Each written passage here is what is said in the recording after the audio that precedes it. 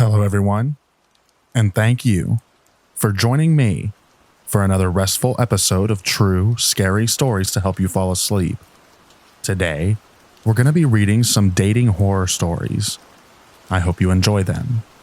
Also, I want to remind everyone that I do now have a Patreon. The link to that will be in the description down below. Make sure you go there if you want to check out some exclusive content from yours truly. But anyways, without further ado, lay back, relax, and enjoy these true scary stories.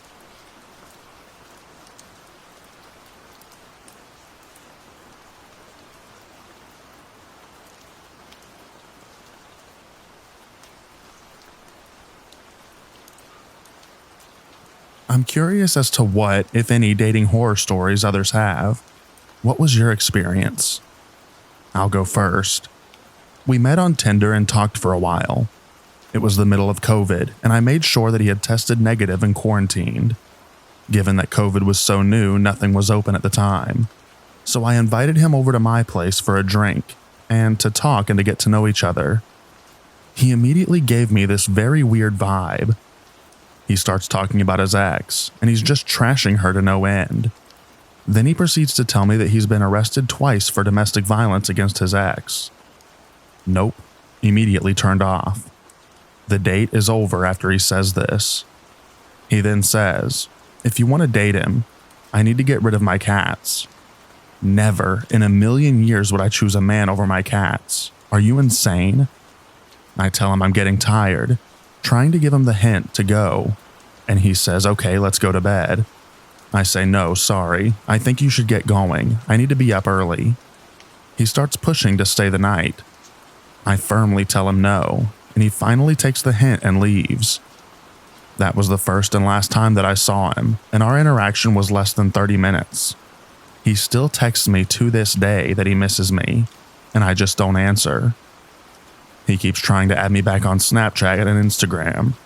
Someone broke into my house a few months after that date.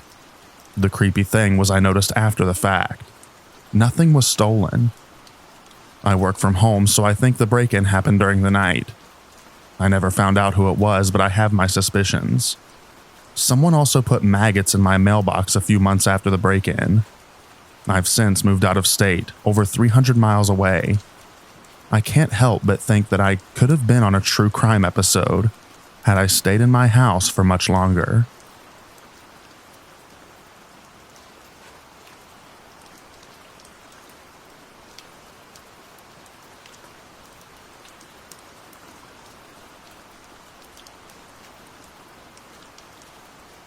I dated a girl that wanted me to take her to the movie theater 6 nights a week, because that's what her father does.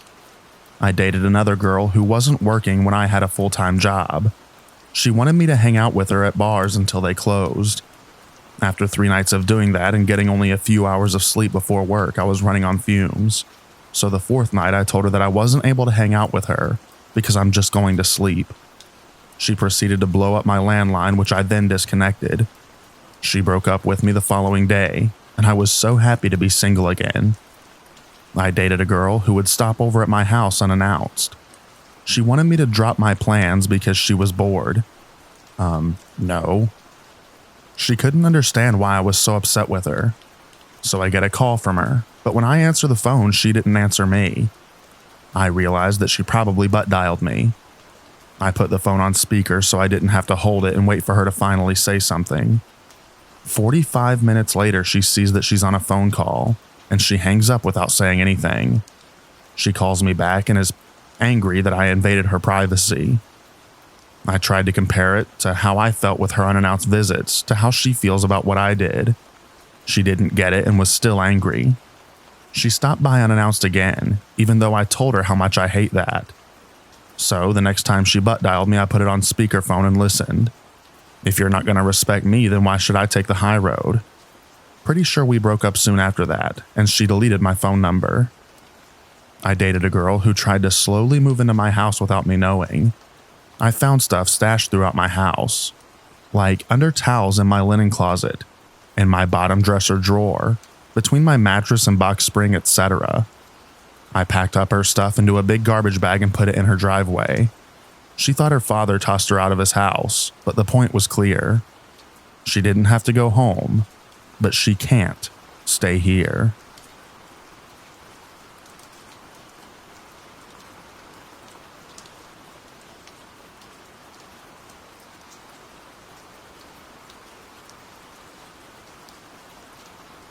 All my dates have been pretty good, but I just remembered a particular one that left a bad taste. On the day of the date, I ended up feeling really ill. Sore ears, tired, and drained. It was fine at the beginning of the day, and by the time it hit me, it felt unfair not to see it through. I was upfront about it, said I was feeling under the weather but still wanted to have a drink, at least for an hour. We went to one of those trendy cocktail bars. It wasn't really my style, but whatever. Anyway, the bouncer on the door used to work with my date. They chatted for a while at the door, which was fine. We then sat down. After 20 minutes or so, the bouncer comes over and sits at our booth, interrupts our conversation and just starts chatting to her. It gets a bit weird as they start to flirt, but I play it cool.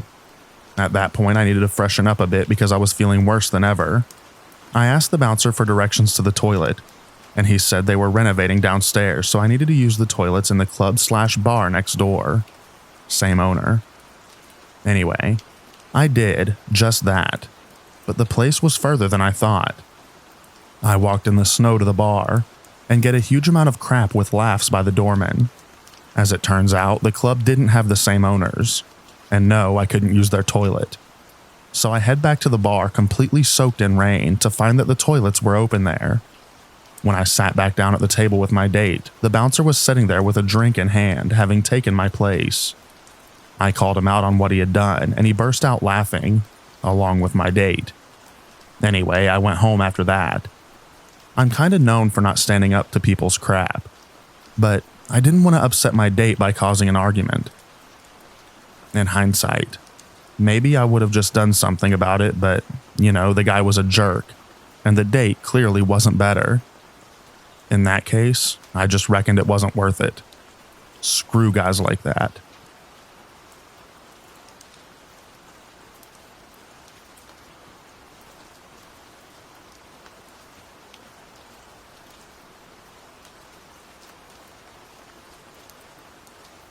So I met my friend's cousin in college.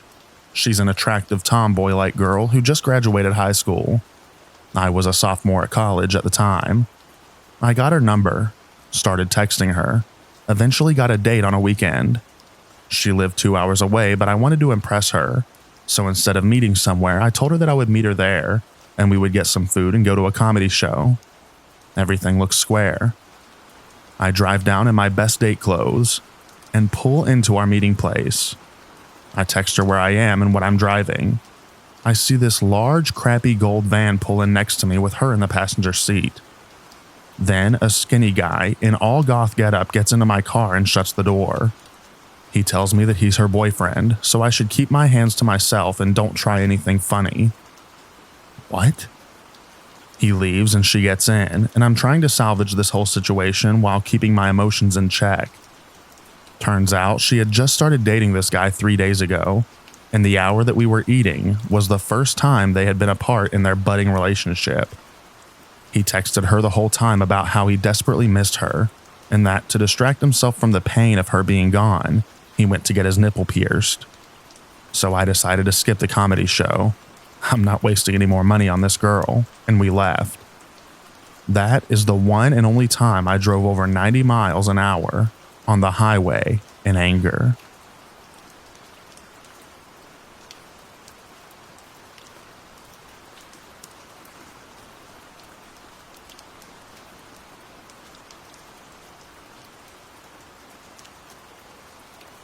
At the time of this story, I was a 22-year-old male. My foray into online dating went just about as well as all my friends said it would, which was about as well as a train wreck. I was on the rebound from a nearly 2-year relationship that was absolutely fantastic until near the very end, when suddenly it wasn't. She was a 31-year-old female, and she messaged me first. A slightly chubby redhead who just moved to my state from New York. We chatted online for a few days before finally deciding on a meetup, which she promptly flaked on. There were some red flags in the conversation, including her near-complete inability to capitalize or punctuate, but I tried to look past it. The conversation wasn't that bad and she was kind of funny. When she flaked on our first meetup, I very nearly shut her out. My time is valuable, and I hate getting treated like that. But in some way, she assured me that it was not her intention and managed to smooth over the situation. A few days later, she hit me up again asking if I wanted to come over and watch a movie. I usually wouldn't go to someone's house the first time we meet because, well, who knows what or who could be there. But I figured I fight for a sport and had backup, so I'd be fine. Yes, a terribly foolish assumption in hindsight. When I arrived, I was greeted by a much shorter, much chubbier woman than I was expecting. If her pictures were a 6, her in reality was kinda dismal. She brought me inside and began to talk, which turned into her rambling for an hour or so. Then she asked if I was willing to take us out to dinner somewhere, which I couldn't at the time because I was in college. She declared that she didn't know how to cook anything, so if we were going to eat, I was going to have to cook, which I did. I did mention that I was on the rebound, right? Apparently, she really liked a man that could cook, because she started to move things towards the bedroom. On the way there, she drops 2 bombshells on me. 1, she was looking for a new apartment, was living with roommates at the time, and wanted to move in near me. She was technically still married to some guy in New York, but apparently he tricked her, and to him it was only a marriage, so that he could get his green card and move stateside. The divorce was in the works, but it wasn't official yet. And that was when I finally noped the heck out of there. She then sent me a text message the next day, asking if I wanted to meet up again. I said no.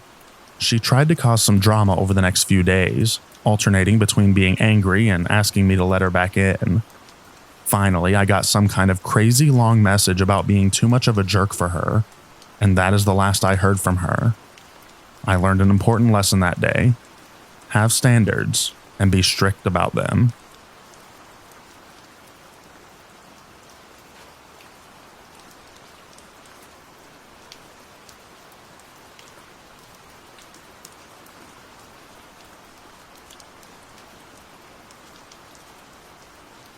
I went out with this woman last year.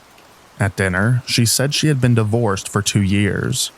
Then after some conversation, she mentioned how she always goes over her dates with her brother. She said I would be referred to when speaking with her brother as number 79. She didn't understand or even perceive that I was totally turned off by that.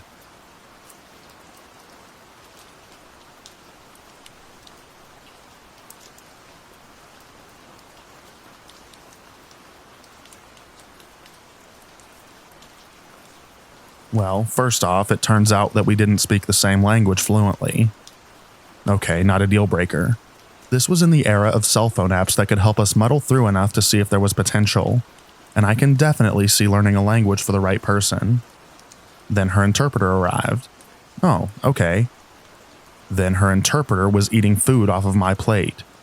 Mind you, I had offered to buy him something. Then it became clear from the questions. On this first date off an online dating app, she was interested in exploring marriage potential right off the bat. More funny really than a horror story.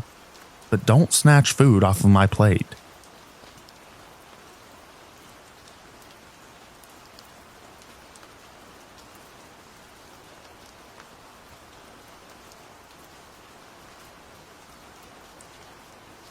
I went to a live band karaoke night with this girl from Tinder.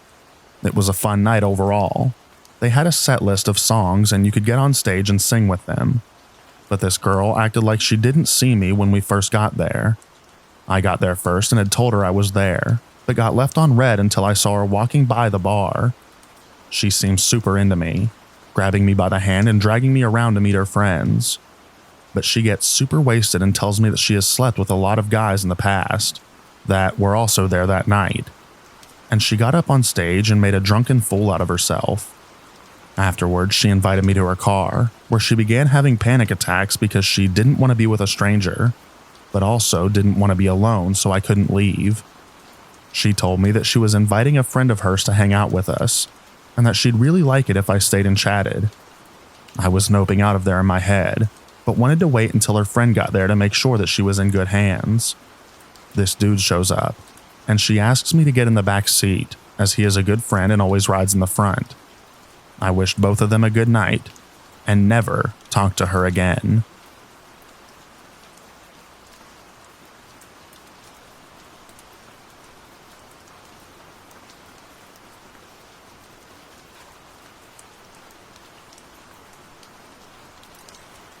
Back in 2009, I was seeing a girl for a couple of weeks and took her across the state to see Keith Urban and Taylor Swift. I paid for the tickets and paid for everything. We get to I Want to Kiss a Girl in Keith's set, and she says, "I wish I found you attractive so I could kiss you." So then we had to finish the show and had a 2.5-hour ride back home.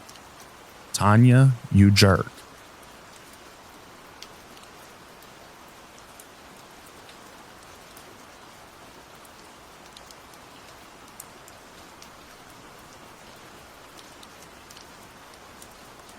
This may be long.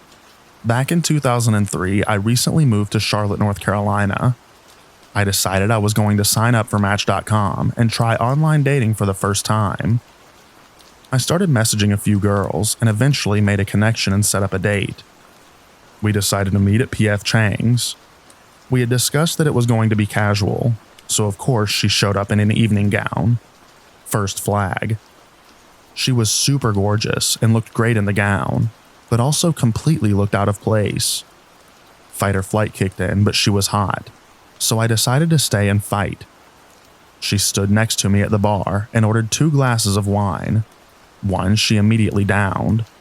The second she took a sip and turned to me and said hi. Second flag. Kind of. We had some awkward small talk and I mentioned her evening gown. She told me she collects them and decided to wear one tonight to dazzle me.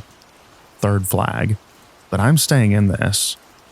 We were seated at a table, and as the server walked up, she ordered a bottle of wine. Fourth flag. Okay, she likes wine. And she's hot. I'm still in it. We have more awkward small talk and eventually order food, and by the time I finished my first beer that I had ordered while back at the bar, she already finished the bottle of wine and orders another. Fifth flag. And now I'm planning my escape plan. I stand and ask if she knows where the restrooms are, and she's pointing in a direction behind me.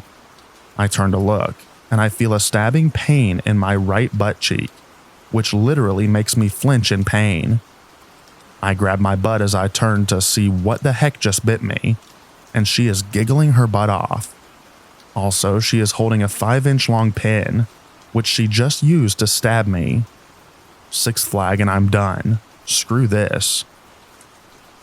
I walk to the bathroom and go in one of the stalls, drop my pants and do a one-hand sweep of my right butt cheek, and my hand comes back bloody. I use toilet paper and apply pressure to eventually stop the bleeding. I zip up and go stare at myself in the mirror as I wash my hands and have a Pulp Fiction moment, where I say to myself in the mirror, "Okay, go back out there, tell her this evening is over, and that you are going home. And don't ever do this online dating crap no more." So I walk out and find the server. I pay the bill and close the check. I tell the server to hold off on serving anything else until I'm finished talking with my date, and I am walking to the door. She agrees. As I walk up to the table, I'm noticing people are giving me the hairy eyeball and realize that my date is silently sobbing at the table. For some reason, I'm the butthole in this situation.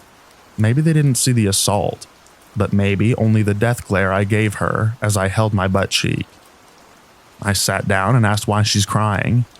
She said that she screwed up by drinking so much wine, and she thought she was being cute and funny poking me with the hat pin.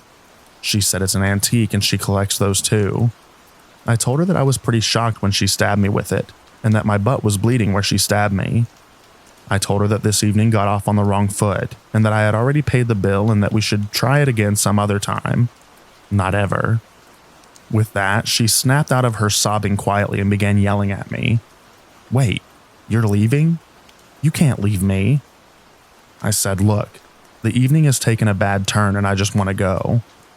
She stood up and yelled, no one leaves me, I leave them, and started marching to the door of the restaurant, forgetting that there were 3 steps she had to walk down towards the entrance of the restaurant. She took a tumble down the stairs, purse flying, pashmina wrapped around her foot, and landed hard on the bottom step. As I stood there, I was like, what the heck? Could this be getting any worse? And it did. She started crying and holding her ankle. Servers and manager came running, as well as an off-duty paramedic. They started working on her there, icing and elevating her left leg, because she might have broken her ankle. The paramedic called 911, and within minutes the ambulance was there. They got her on the gurney and were wheeling her out the door of the PF Chang's to the ambulance. Throughout this whole scene, I never said a word. I was just an observer, hoping that this was all a crappy dream, and hoping that as the ambulance doors closed, I could just walk to my car unnoticed. Nope, not so lucky. She started screaming for her boyfriend, the guy she had been on a date with. Everyone looked at me. I started to say, wait, hold on, I'm not her boyfriend, when I was cut off by the paramedic and he said, they are taking her to Presbyterian Medical Center, follow them.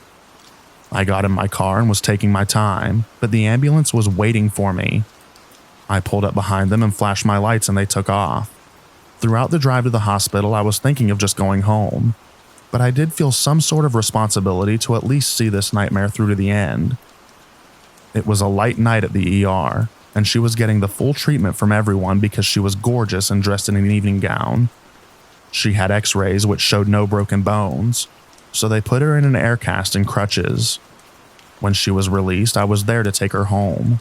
She wasn't going to be able to drive her car, which was still at the restaurant. We drove silently for the most part, except when she had to tell me where to turn.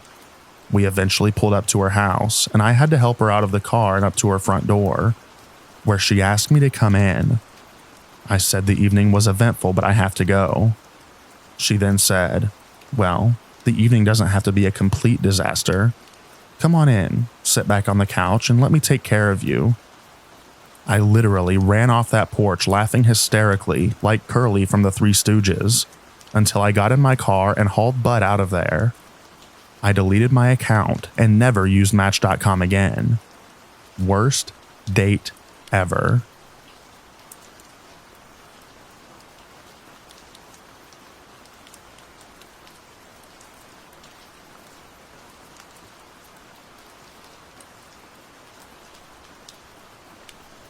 Usually, I think of worst dates as a way for people to shift blame in a bad situation, but I know that this one was 110% my fault. When I was in my last year of high school, a buddy of mine suggested that we should go and see the new James Bond movie. I think it was Spectre. Me. Yeah, that's a good idea. Who else is going? Him. Well, I was just going to bring my girlfriend, Kay, but I know that T also wants to go, and I think she really wants you to go as well, just the 4 of us. So I'd found myself set up on a double date with a girl who I knew quite well and could see myself dating, but hadn't really explored the avenue with. The movie was pretty good, and I kept on turning around to see if she was enjoying it, all smiles until a specific scene. The main guy gets a drill put into the side of his skull, and she was very squeamish about this, head tucked in her knees, etc. This was my time to shine. I went to slide an arm around the back of her neck, while still watching the movie to see what was going to happen. Then, bang. I don't remember whether it's in the scene, or just something in the theater popped, but both me and her jumped, resulting in her head cocking back and my arm cocking forward, clocking her square in the temple. She turned around and just made an "oh" whimper, then slid across the chair away from me to watch the movie. Never dated again, and any interaction with that group of friends would result in, remember when Rob with the hair effing clocked T on a date? It was not my finest hour.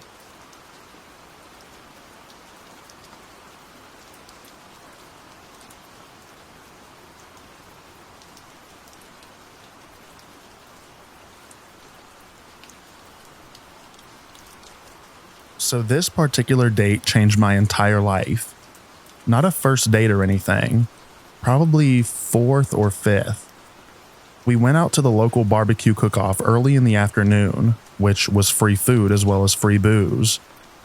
About an hour in, she starts talking about how we need to get married and she wants to go back to her home state, and we would have a good family for her child back there. She moved to my state after we initially met at a friend's wedding couple a few weeks before. Clearly missed some red flags early on, but at the time she seemed like a good person, but left out some big portions of her life. So back to the date. After marriage talk, I figured we should probably move on and leave this place, and maybe it'd go away, and it was just the beer talking. So a group of friends was at a restaurant/bar and wanted us to stop on by. So about 2 sips into our first margarita, she proceeds to get into a yelling match with my best friend, and threats of fighting her start to heat up. I was not going to let this happen, so I pay for the drinks and drag my date out of the place. She then starts screaming and yelling at me and threatening me and losing her crap to say the least. At this point, I'm mentally exhausted and full of barbecue and decide I'm over this. I offer to give her a ride and she kept throwing a fit, so I said screw it and got in my car and left while she was throwing a temper tantrum. I go home and I'm walking my dog when a random truck pulls up. And guess who is getting out of the truck? Yup, she returned. The fighting and yelling from before has now turned into crying and apologies and more love talk. I'm over it at this point and tell her that she needs to leave and this is over, and I don't want to see her again. Next thing you know, she starts having a panic attack on the couch and says her heart is racing, and that she has a heart condition and needs to go to the hospital. Well, screw me if I believe a dang thing at this point, but I'm not about to have someone to have a heart attack on my watch. So I take her to the hospital, where all they do is give her an IV and some calming oils. It's almost 3 a.m. at this point and I'm drained. After this day/night horror, I come to find out that she is diagnosed bipolar.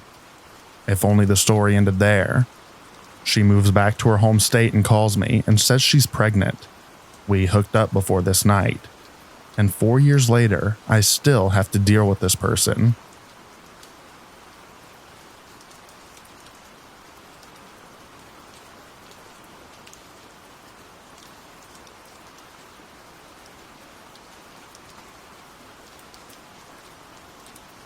He ended up in the dryer at my apartment complex in the middle of the night, naked and crying. Yes, you read that correctly. And no, I'm not making this up. I wish that I was. I found this guy on OkCupid, and he was a really nice guy, if a little strange. Good looking too. We dated for several months, during which time he slowly revealed that he was hearing things that he couldn't possibly be hearing. His upstairs neighbors or my roommate were talking stuff about him, even though I couldn't hear a thing, and he started to get paranoid. This all came to a climax one night when we were at a comedy club with some of my friends. He had been acting strange all night and thought that my friends hated him and were all talking crap about him from a couple of feet away. They weren't. I was sitting between them. They had even told me previously that they liked him. He left before the show started and I didn't see him again. Until 8 months later, my roommate was getting ready for work one morning. She gets up around 5:30 a.m. She heard strange noises coming from the laundry room, which shared a wall with the hallway of our apartment. She thought the loud wailing sounds were from our neighbor's crazy friend, and that she'd have to deal with her when she went to the laundry room to get her bike. But when she went in there, she couldn't see anyone and wasn't sure where the sound was coming from. She searched around and was looking under the table across from the washer and dryer when she heard the dryer door being pulled shut. I know, horror movie stuff right there. She was about to open the door, but thought better of it and went to wake up sleeping me. I work in mental health. I got up and could hear the crying, so I went out to the laundry room and opened the door. At this point, the person who had previously occupied the dryer was lying face down and naked on the linoleum floor.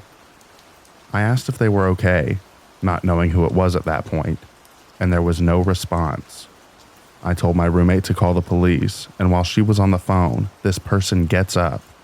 He was actually wearing mirrored aviator sunglasses and walks past us and into our apartment. He sat on one of our chairs and proceeded to give me a death stare while my roommate was outside speaking with the cops and her work explaining what was happening. He was in our apartment over the course of an hour while the police and later the paramedics checked him out, and he did not say one word. The most he did was make a guttural growling noise while he gave whoever was speaking that hate-filled stare. Finally, the paramedics took him to the hospital, and I never saw him again.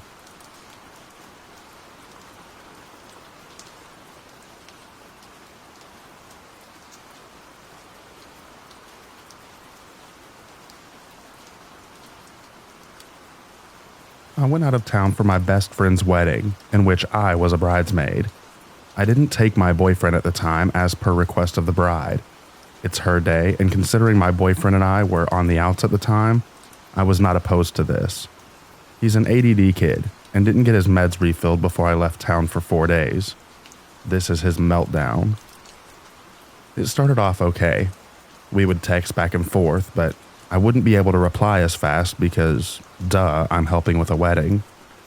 He overdosed on Valium and told me that he was wandering around outside, then doesn't answer his phone for 6 hours, in which I'm panicking because I'm a 6-hour drive away from my home, and I don't know if he's wandered off in his messed up state or not. I break down. My best friend's stepdad, an ex-cop, sits with me and lets me know some options on what I can do from far away. Eventually, I sent my apartment manager over to see if he had left the house or not. Apparently, he had fallen asleep because he took so many drugs. The actual day of the ceremony, he flips out again because I don't have time to talk to him at all. Tensions are high for the wedding party as we're being pushed to get this ceremony on its way. I leave my phone in my bag while I help the bride and the groom. Come back to no less than 10 voicemails and 30 plus texts, half of which are just incoherent, random letter-style typing. This continues the whole weekend. I stop responding. I come home to find my blinds torn, DVD player smashed, cooking oil spilled all over my kitchen floor that he made me clean up because apparently it was my fault that he knocked it over while I wasn't even in town. And my entire nail polish collection, over 50 colors, destroyed. I'm still finding cracked bottles. It's amazing how I haven't died from all those fumes. Red-colored Kool-Aid splashed everywhere, even inside kitchen drawers. I don't even know how that happened. He didn't apologize for any of it. His only words were, "You made me do it. If you hadn't ignored me, this would have never happened." We're no longer together, of course, but this is just one episode of many. This man will be 30 next month, and I pity his next girlfriend.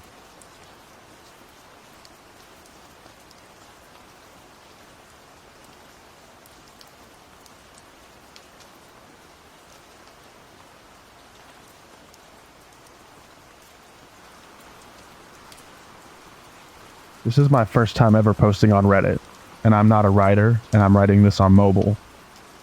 This is something that happened to me a long time ago, and I am now a much older and wiser woman. I was 20, and I moved from northwestern England to live and work in London. I had no real experience of relationships. On the outside, I appeared extroverted and quite tough, but on the inside, I had no self-confidence. I looked in the mirror and all I could see was a fat, ugly, aggressive, and unlikable person. I now see that none of that was true, but it meant that I was vulnerable. I met a man, Robert. He was 27 years old. We dated, and 6 months later I moved into his flat. There were loads of red flags which I stupidly ignored until I was living in a nightmare. It started with control and emotional abuse. Now, I grew up in a very rough city in northwestern England, and I could handle myself and had a quick temper. So at the beginning, I gave as good as I got, but it escalated to him cheating on me, physically assaulting me, locking me in the flat, isolating me, mind games, and taking my money.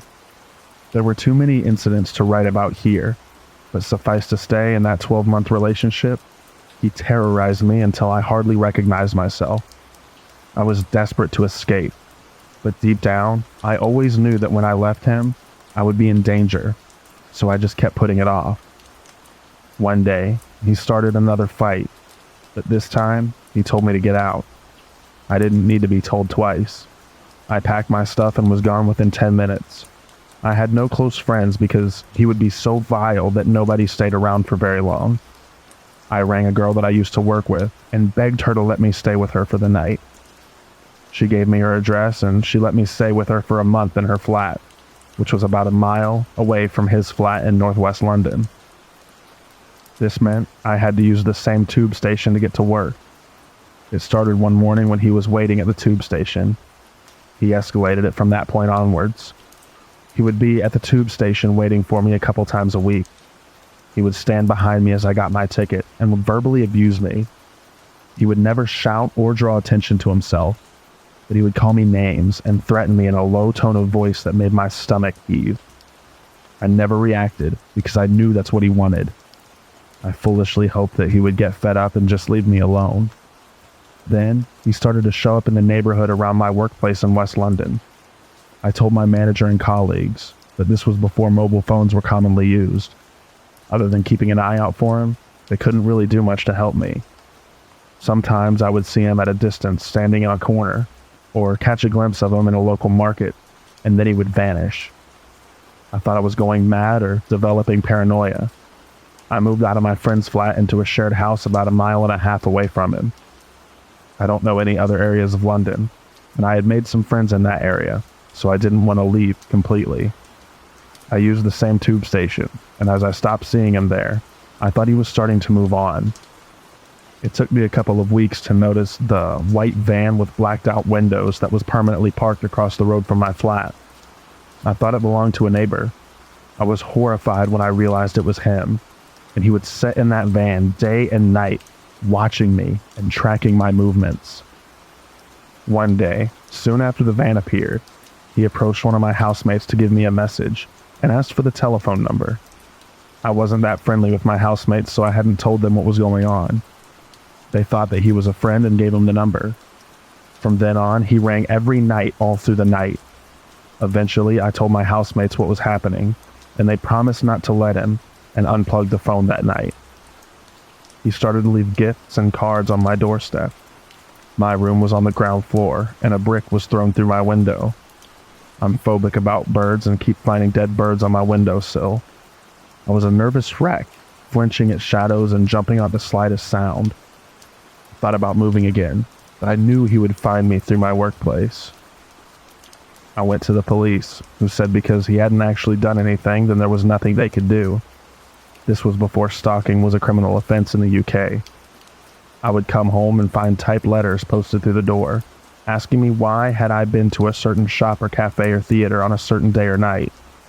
The letters would ask me why I had visited a certain address and who lived there. It was relentless, and I knew that he was letting me know that he was there watching all the time.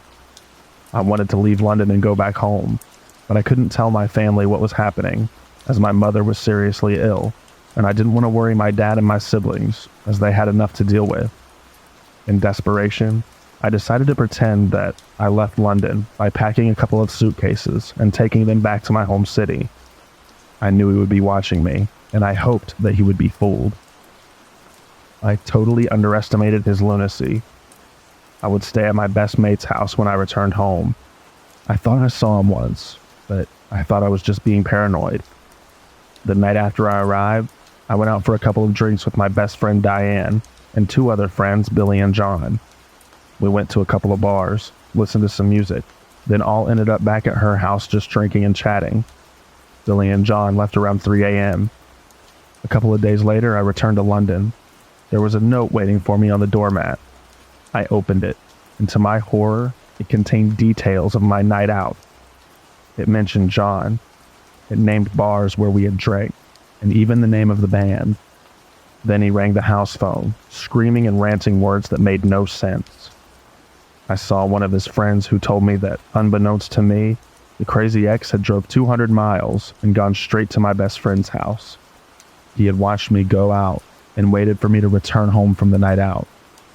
Then he followed John and waited outside his house too. The following day, when John went to his local pub for a Sunday afternoon drink, my maniac ex followed John in there and made a point of chatting with him to find out his name, etc. This had gone on for about 4 months at this point. About a month later, I was on my way home from work. It was winter, around 7 p.m. and the streets were dark. He grabbed me on a side street, dragged me into the back of the van. I was petrified and crying in the dark, being thrown from side to side.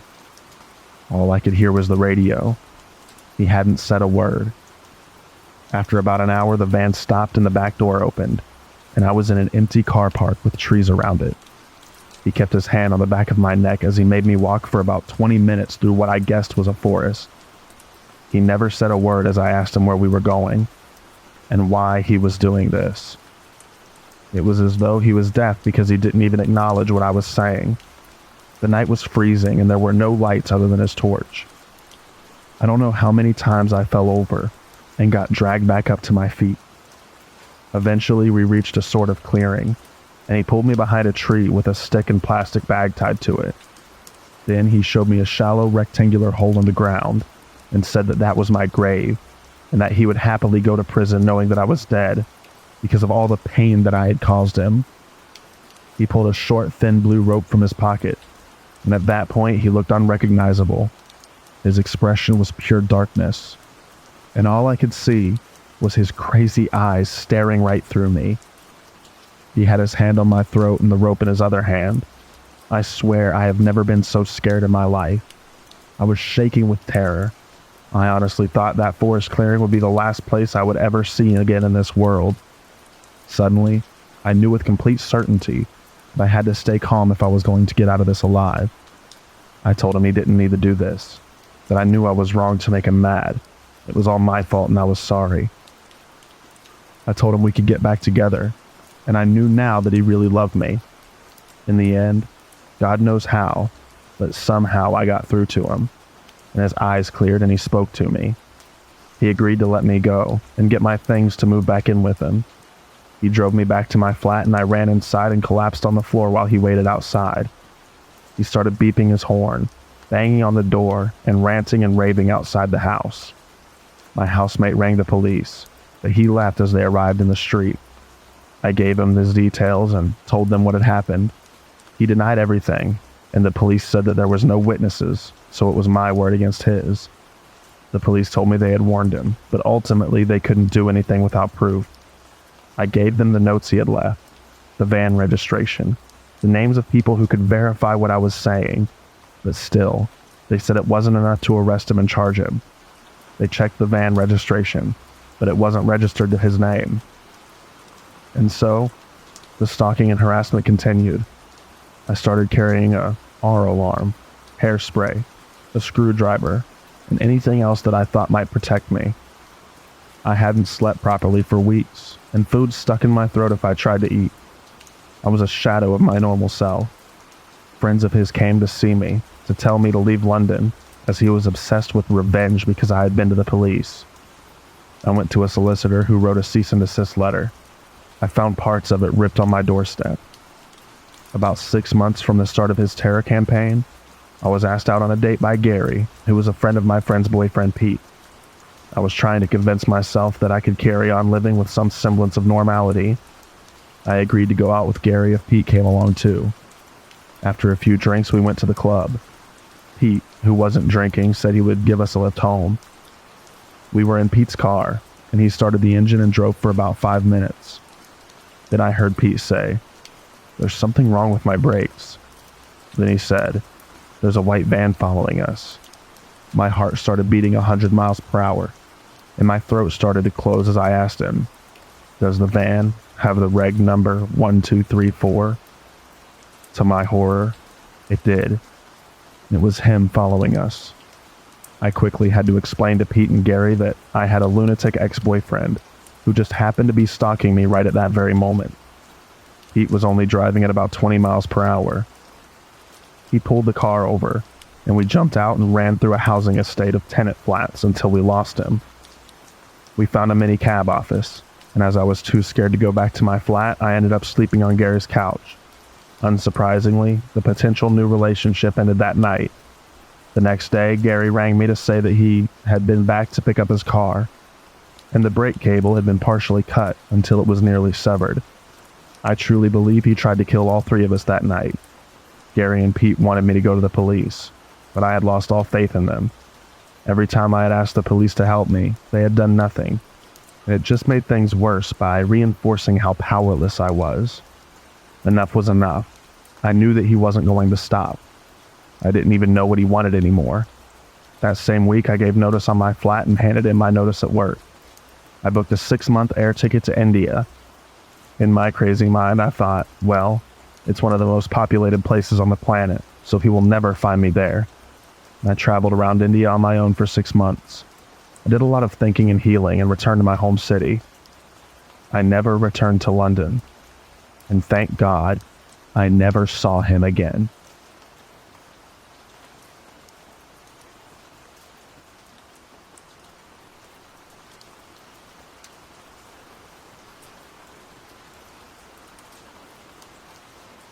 So for starters, I've been dating this girl for a while now. Her name being Isabel, going on a year very soon. And all is going well in that regard. However, when we first met, she told me about a less than ideal ex-boyfriend she had a couple of years before she had met me. They still went to the same school, and he ended up going to the same university as us after we graduated high school as well. Apart from that, all three of us went to the same church, meaning there was a lot of opportunity for him to meet us. The creepy encounters with him, Jose being his name, started a little before we graduated high school. After he heard that we were dating, he was furious, even going as far as to say I was abusive on Twitter. But nobody believed him, and he was notorious for doing the same in the past in order to keep Isabel from talking to other guys when they were together. That was just the beginning though. It started off small at first, seeing him in the mall whenever we would go out on dates, before it was illegal to go outside. After a while, it seemed like a little too much to seem like a coincidence though. He started showing up at our church, which, although wouldn't ever really be abnormal, he all of a sudden joined the same youth ministry as well. It seemed as if he was trying to get as close to us as possible at all times. There was one instance I remember very specifically, at a graduation party everybody was invited to. Everyone was in the backyard, and I remember looking across the patio and just seeing him staring at me and Isabel from the other side. His eyes didn't move, and his breathing was very heavy, as if he was angry, anxious, or both. He didn't try anything that night though, probably because of the other people there that night. After I left the party and dropped off my girlfriend at her house for the night, I saw a black car following me for a majority of the way home, which I really didn't think much of. And not to sound like that guy or anything, but I wasn't too worried about it either. I'm fairly well built, and I've done martial arts for a little over 6 years. The next day, that same car was tailing me almost the whole day while I was running errands. Things got a little heated in the afternoon though. I was sitting in my car outside of a store, waiting for a curbside pickup, when he parked a few spaces down from me, got out of his car, and came up to my window. He started yelling at me, saying I would never be good enough for Isabel, that she still loved him no matter what I thought, and that he was going to make sure that she and I weren't together. I just tried to ignore him. Starting anything would have probably been a bad move given that he hadn't even touched me or my car. But I was still a little heated. After heading home, it was already pretty late, so I just played video games for a while till I was tired enough to go to sleep. When I was walking back to my room, I saw him from my window, just standing there on the sidewalk looking right at me. The only reason I knew it was him was because of the light from one of the street lamps. My parents had also seen him and asked me to go check it out, since they aren't the youngest of people and wouldn't be able to do much other than yell at him to go away. But as soon as I walked out, he just got in his car and left. This happened every night for about 3 days straight. The last night I ever saw him was not unlike the others, except this time he didn't leave when I went outside. In fact, he started walking closer to me. I didn't notice until he was a lot closer, but he had something in his hand. I couldn't tell what it was, but it looked like a fairly large knife that you would use in the kitchen. Adrenaline kicked in and I ran back into my house and told my mom to call 911, after which I went back outside. He was just there in the front yard waiting. When I stepped outside, he said, "Isabel belongs to me, and I'm gonna make that happen no matter what." He ran at me with the knife, but muscle memory kicked in and I had pinned him down after that. The cops came shortly after, and I explained the situation to them, after which he was arrested with a couple of different charges that I really don't remember. One other thing I do remember, however, was what was inside of his car. When the police came, they also searched his car to see if he had anything else that I should have been worried about.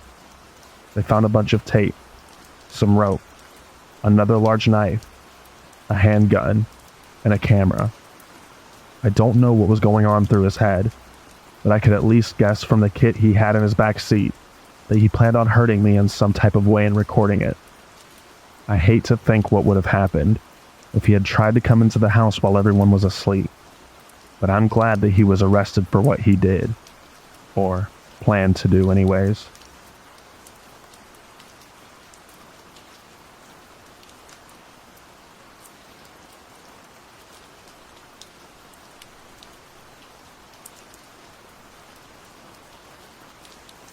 Some context. Me and my ex were together for 2 months, and within that time he stole money from me and blamed it on me when I asked him about it. We broke up after I went for advice on Reddit. I go to college for most of the day, go to my work, go home and do homework, then repeat. The story. I was at my job, doing my job, and I get an alert on my phone. I figured that I would watch the cameras after I get home. And so, over the last 2 hours, I got 3 more alerts. And as I was taking the bus back to my home, I watched the cameras. I watched my ex take a hammer to my back door. I kept on watching as he struggled against the deadbolt. And then I saw him enter. I called the police faster than I thought I could, and told them that there was a break-in at my address. I continued to watch the video after that. 15 minutes after he entered, he left with a duffel bag. I arrived back to my house to see that police had beat me. I identified myself as the homeowner and went inside to check the damage. The place was trashed, along with my duffel bag, and some jewelry was missing. I gave the police the evidence that it was my ex, and I gave them the place he was crashing at. I then called to put a restraining order against him, along with to replace the deadbolt. Not long after that, they caught him at a pawn shop. He was trying to get back at me for dumping him. I'm now happy that the restraining order is in place, along with my ex being in jail for a year for breaking and entering.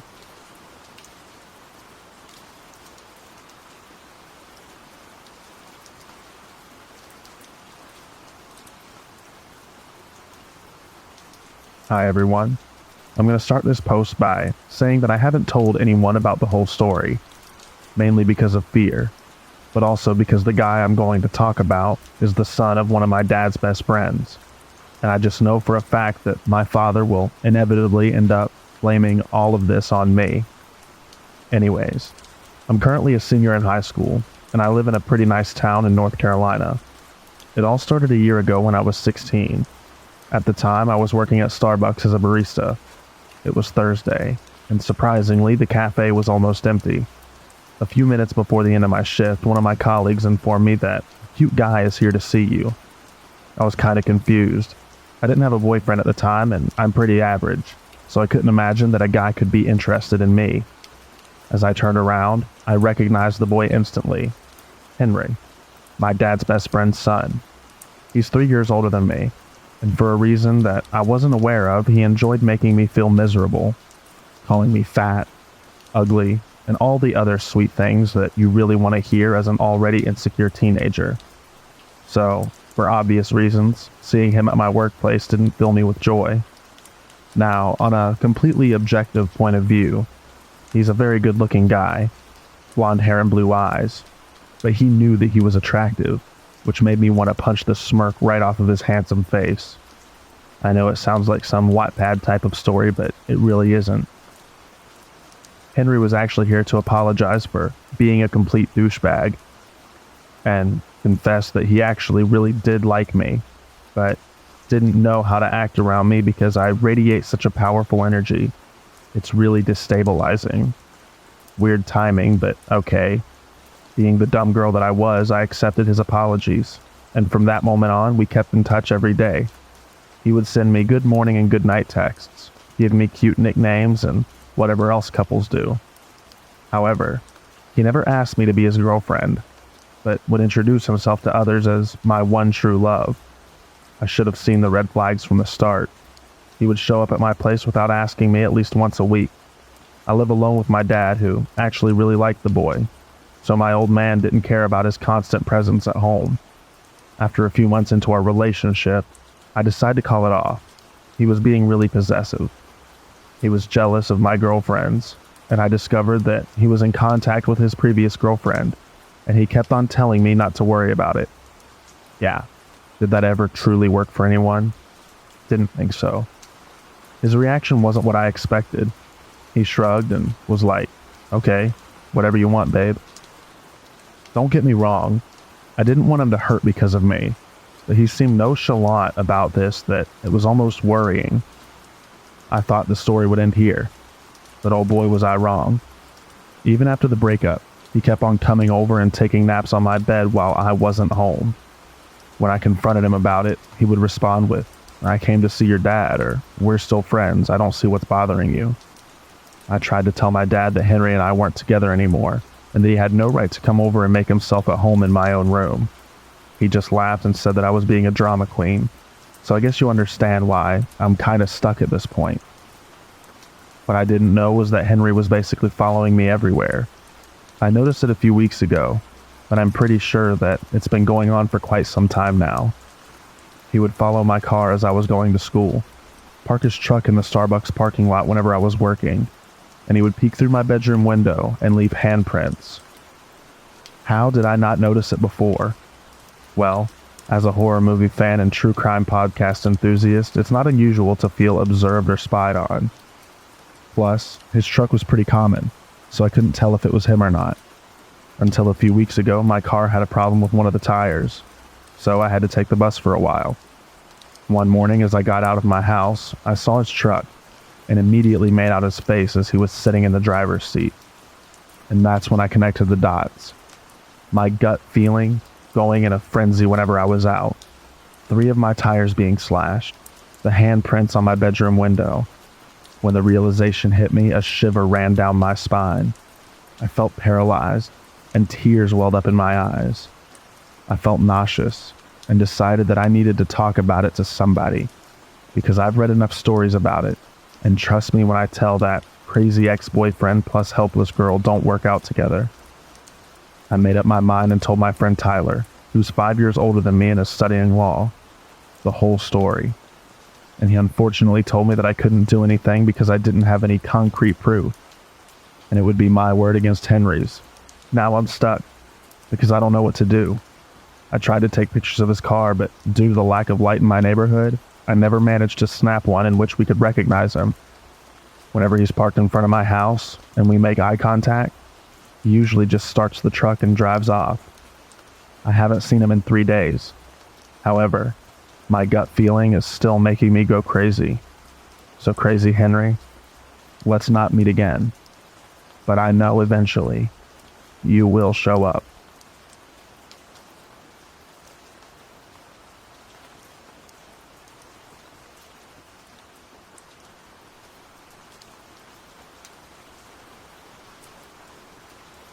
My ex JJ was a creep. I was with him for 19 months.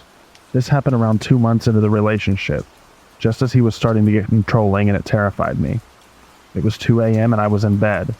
I have super bad insomnia, so I was just listening to YouTube and scrolling through Reddit, not expecting to sleep for at least a couple of hours, when I heard a tap, tap on my window. I assumed it was my cat, so I called her name, because she always meowed when she heard her name. It was silent, and then tap, tap, tap. I turned my YouTube down and called my cat again. I heard her meow in the bathroom and panicked. It wasn't her outside my window. Outside my window is the roof of an extension that was built. It slopes up to my window and can easily be climbed onto via my neighbor's woodshed.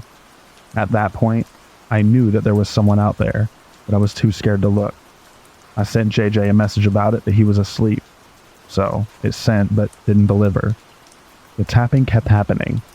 Roughly every 20 seconds there would be a tap, tap, tap, and then silence.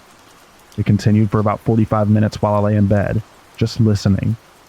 I felt like I was stuck in bed, like if I came out from under the quilt then they would somehow get me. After an hour, I realized it had stopped completely.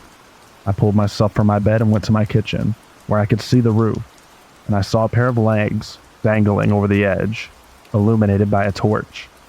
I decided to give up with my room and slept on the sofa with my cat that night. At least, whoever's it was wouldn't know where I was. Next thing I know, I'm waking up to my alarm. I go to turn it off and notice that I have Snapchats from JJ, which is odd but not unheard of. They're from around 3:30 a.m., so probably just after I fell asleep. I opened the snaps and my stomach dropped. It was a photo of my bedroom window from the outside. Then, a photo of legs dangling into my garden. And then, a photo of me, sleeping on the sofa, taken through the kitchen window. I messaged him asking what the hell he was doing. I got a reply saying he'd come to check on me and chased a guy off from my house. At that point, he had me convinced that he could do no wrong, and if I opposed him, I was scared about what might happen, so I just left it at that. From then on, it happened a couple more times, and every time I just tried to ignore it. But with the joy of hindsight, I know that I shouldn't have. I should have told someone or broken up with him, but I was too scared of what he might do. I have a lot of stories about JJ. I might write some more.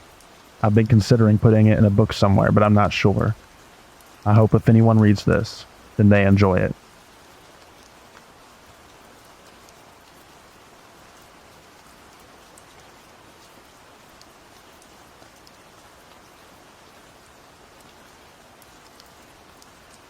I would like to make something abundantly clear in the beginning of this. I was very naive in my youth. Very naive. While my ex was emotionally, sexually, and mentally abusive, he was smart enough to never lay a hand on me physically. He used gaslighting, manipulation, and carefully hidden sadism to control me for 8 years. I forgave him for every slight against me, every instance of cruelty, every mental assault, and every sexual attack.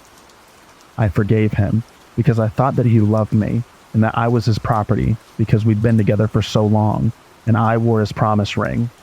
In my mind, I was dealing with actions that would eventually go away with age. I was 17 when I finally got the courage to leave him. And since then, he's left me messages on Facebook, my phone, my email, and called me from texting apps to be a breather. It's always the same message he leaves. I'm still here. Every month, like clockwork. Same time, same day, same message. He has done this for 6 years, and I could do nothing about it. He wasn't breaking any laws, so I couldn't report him, and nobody cared about it anyway. So I blocked each account and continued on with my life. But 2 months ago, the messages stopped completely, and I know why. I got engaged to another man the same day he messaged me for the last time, and posted about it on Facebook. And magically, the messages stopped. He stopped because I'm going to marry someone else, and in his mind, I'm no longer his property. This is the only thing that makes sense to me, that he believes I belong to the new man and not him. But I have the feeling that I've not seen the last of him.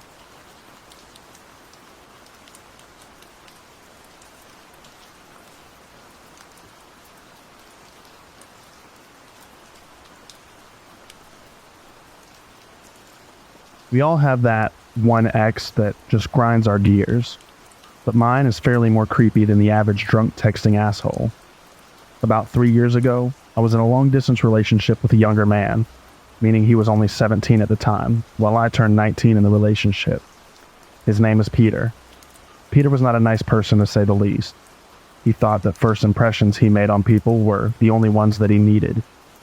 And as such, he stopped being nice, polite, or reasonable to people after the first meeting. I was young and saw past this, thinking that I could somehow change him. However, This abuse towards people around me and myself eventually became too much, and I broke off the relationship with him. The breakup went smoothly, all things considered, except he wanted me to say the words so he could play the victim. This had been a core element of our fighting, because he hinted that he wanted the breakup, but instead of just saying it, he kept me on the hook and became even more abusive. I'm getting sidetracked, but the point was that I thought of the matter as resolved and entered a loving relationship with my current boyfriend shortly after this. Then came the day where Peter wanted to get his belongings back. I texted him a list of everything he had left in my apartment, and he okayed that it was everything. We also made an appointment for him to stop by my apartment around 3 p.m. the following Thursday. I have no intentions of letting him back into my home, nor being alone with him, since he suddenly seems to have many mood swings after seeing me in another relationship. He's been blocked from my Facebook account, but somehow still knew that I was in a new relationship, which was a major red flag to me and my boyfriend. Thursday came, and I felt eager to just be done with it. My boyfriend and I are walking home from school when my phone rings. It's Peter. He yells at me that he's now been waiting at the train station for over an hour. I try to reason with him, agree to meet him there with his belongings since he needs to catch a train. My boyfriend walks with me to the train station, but we arrive only to find it vacant. I live in a small town, and the train station is mostly used during rush hours in the morning and evening. It is also located rather bizarrely among normal residences, and there are a lot of off alleyways leading all over town from there. I get a text stating that Peter can see us, but won't come out of hiding when my boyfriend is there. We leave his stuff on a bench at the train station, calmly replying that I'm not actually interested in a meeting with him. When I say calmly, I mean that my reply is calm. I'm shaking, and my boyfriend is furious over this child's play. On our way home, I receive another text. This time he states that he has a gift for me, and it's in my mailbox. This freaks us out even more, mostly because this indicates that he might be waiting at my home. It is entirely possible that he watched us at the train station and then ran all the way back to my apartment. However, there is no trace of him and nothing except a bill in my mailbox. By now, we figure that he's acting up out of spite and proceed to ignore the bombardment of texts, calls, and so forth that follows that day. After a while, life returns to normal. Then I get another call, this time from my ex's older brother, who is worried about his sibling. Apparently he's disappeared, taking one of his brother's gas pistols. I'm speechless, but since I haven't seen anything, I shake it off as another childish act. The same day, my boyfriend sees police officers walking around the basement staircase on the exterior of the house we lived in while doing some grocery shopping. He did this every day around 4 p.m. The next day, we were contacted by my boyfriend's mother. It's in the newspaper. There's a description of an unnamed young man from the same town as Peter, who has been arrested for attempted robbery of the pizza place that I lived above. He was armed with a knife, a gas pistol, and lighter fluid, while stating that he was not attempting a robbery, but there to visit his ex, presumably me. Contacting the police, I discovered that he also had a mask, fake papers, a wig, and a duffel bag, which he had thrown down into the staircase when around 4 p.m. he had jumped to vents and tried to enter the pizza place. This means that my boyfriend went out of our front door, while my ex was hiding right behind the front door armed. I have never been more freaked out than that ever. The sad truth is that my ex never got charged with anything because he's a minor and has a father with a military background and money. I write this now because after 3 years, I thought that this horror story was finally a closed chapter. That was, until I received a declaration of love from a fake email account signed Peter. I received this just 2 weeks ago.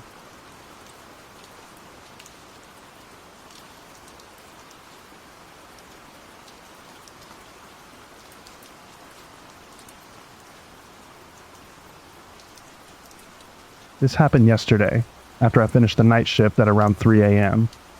I work at a store of a big fast food chain to pay for my university. Our staff changes frequently because of a lot of students and migrants working at our place, so you don't get to know each other very well.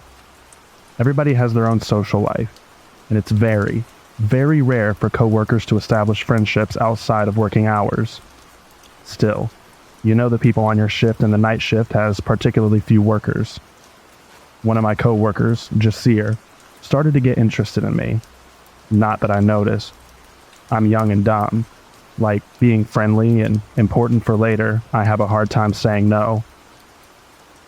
In December 2019, our store threw a Christmas party at a pub.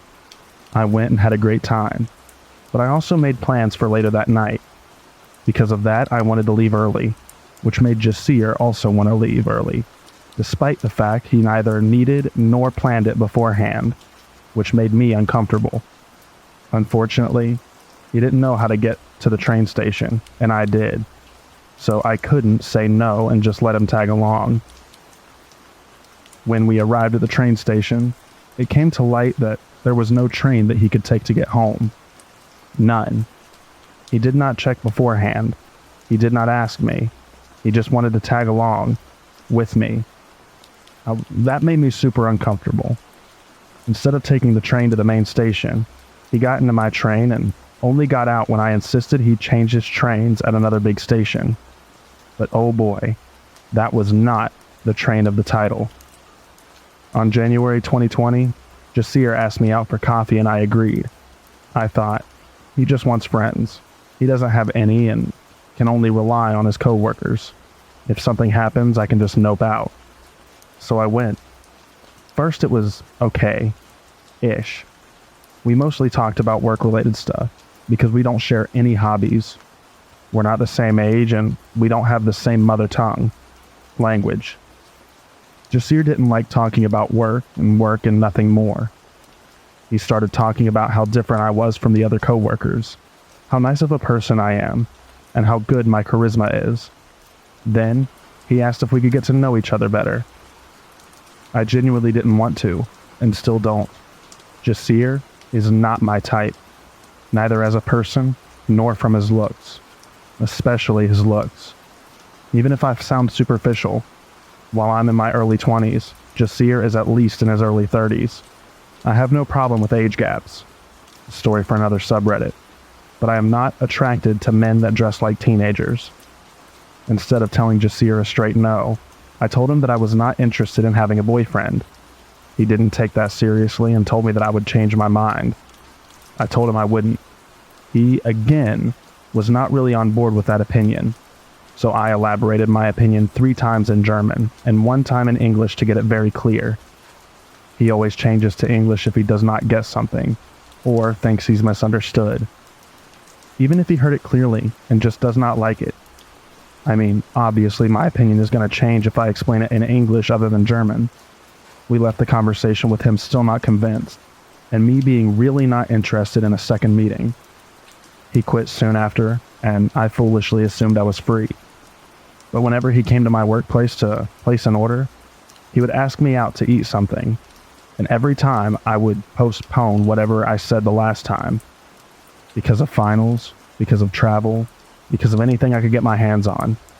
Then came COVID-19 that hit Germany in March, and I didn't see him anymore. I blocked him on social media in April, and hoped that that was the last thing to happen. But oh boy, that was not the case. Today, I finished my shift at 3 a.m. and left with my female and very Asian coworker, Wei, to catch the next train. We take different trains, so we decided to wait in the main lobby until I needed to go to my platform. In that time, Jasir appeared. He just finished his shift and was on his way home. Wei asked him which train he needed to get, and he said that he was walking home. While the conversation went on, I got closer to Wei to get some space between me and Jasir. Wei did not grasp how uncomfortable I was in this situation, and she just walked away. What did Jasir do?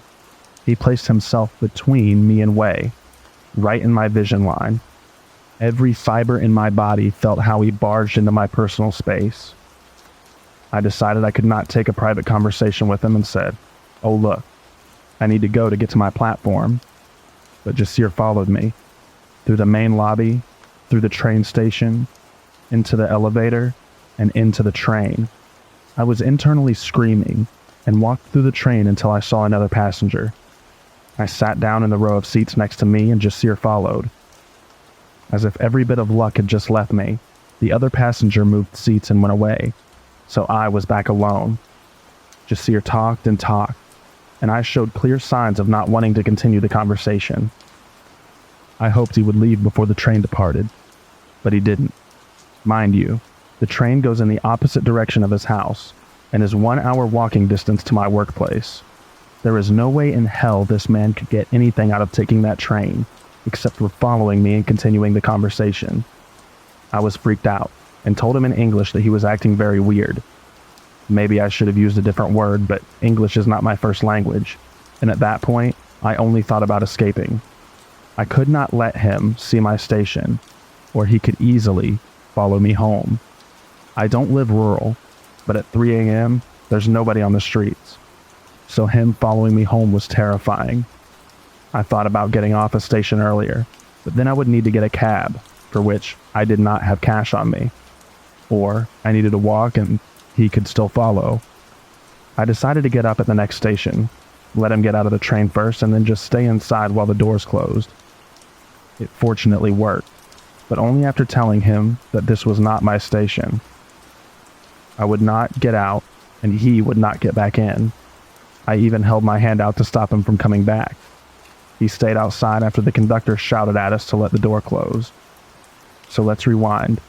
He's way older than me, but does not get the concept of me not wanting to be in a relationship with him. Whenever he does not like an answer, he switches to English, because it just might be a misunderstanding. He followed me 2 times into my train and almost home, without even thinking about how creepy that behavior is. So Jasir, my ex-coworker, let's not meet again.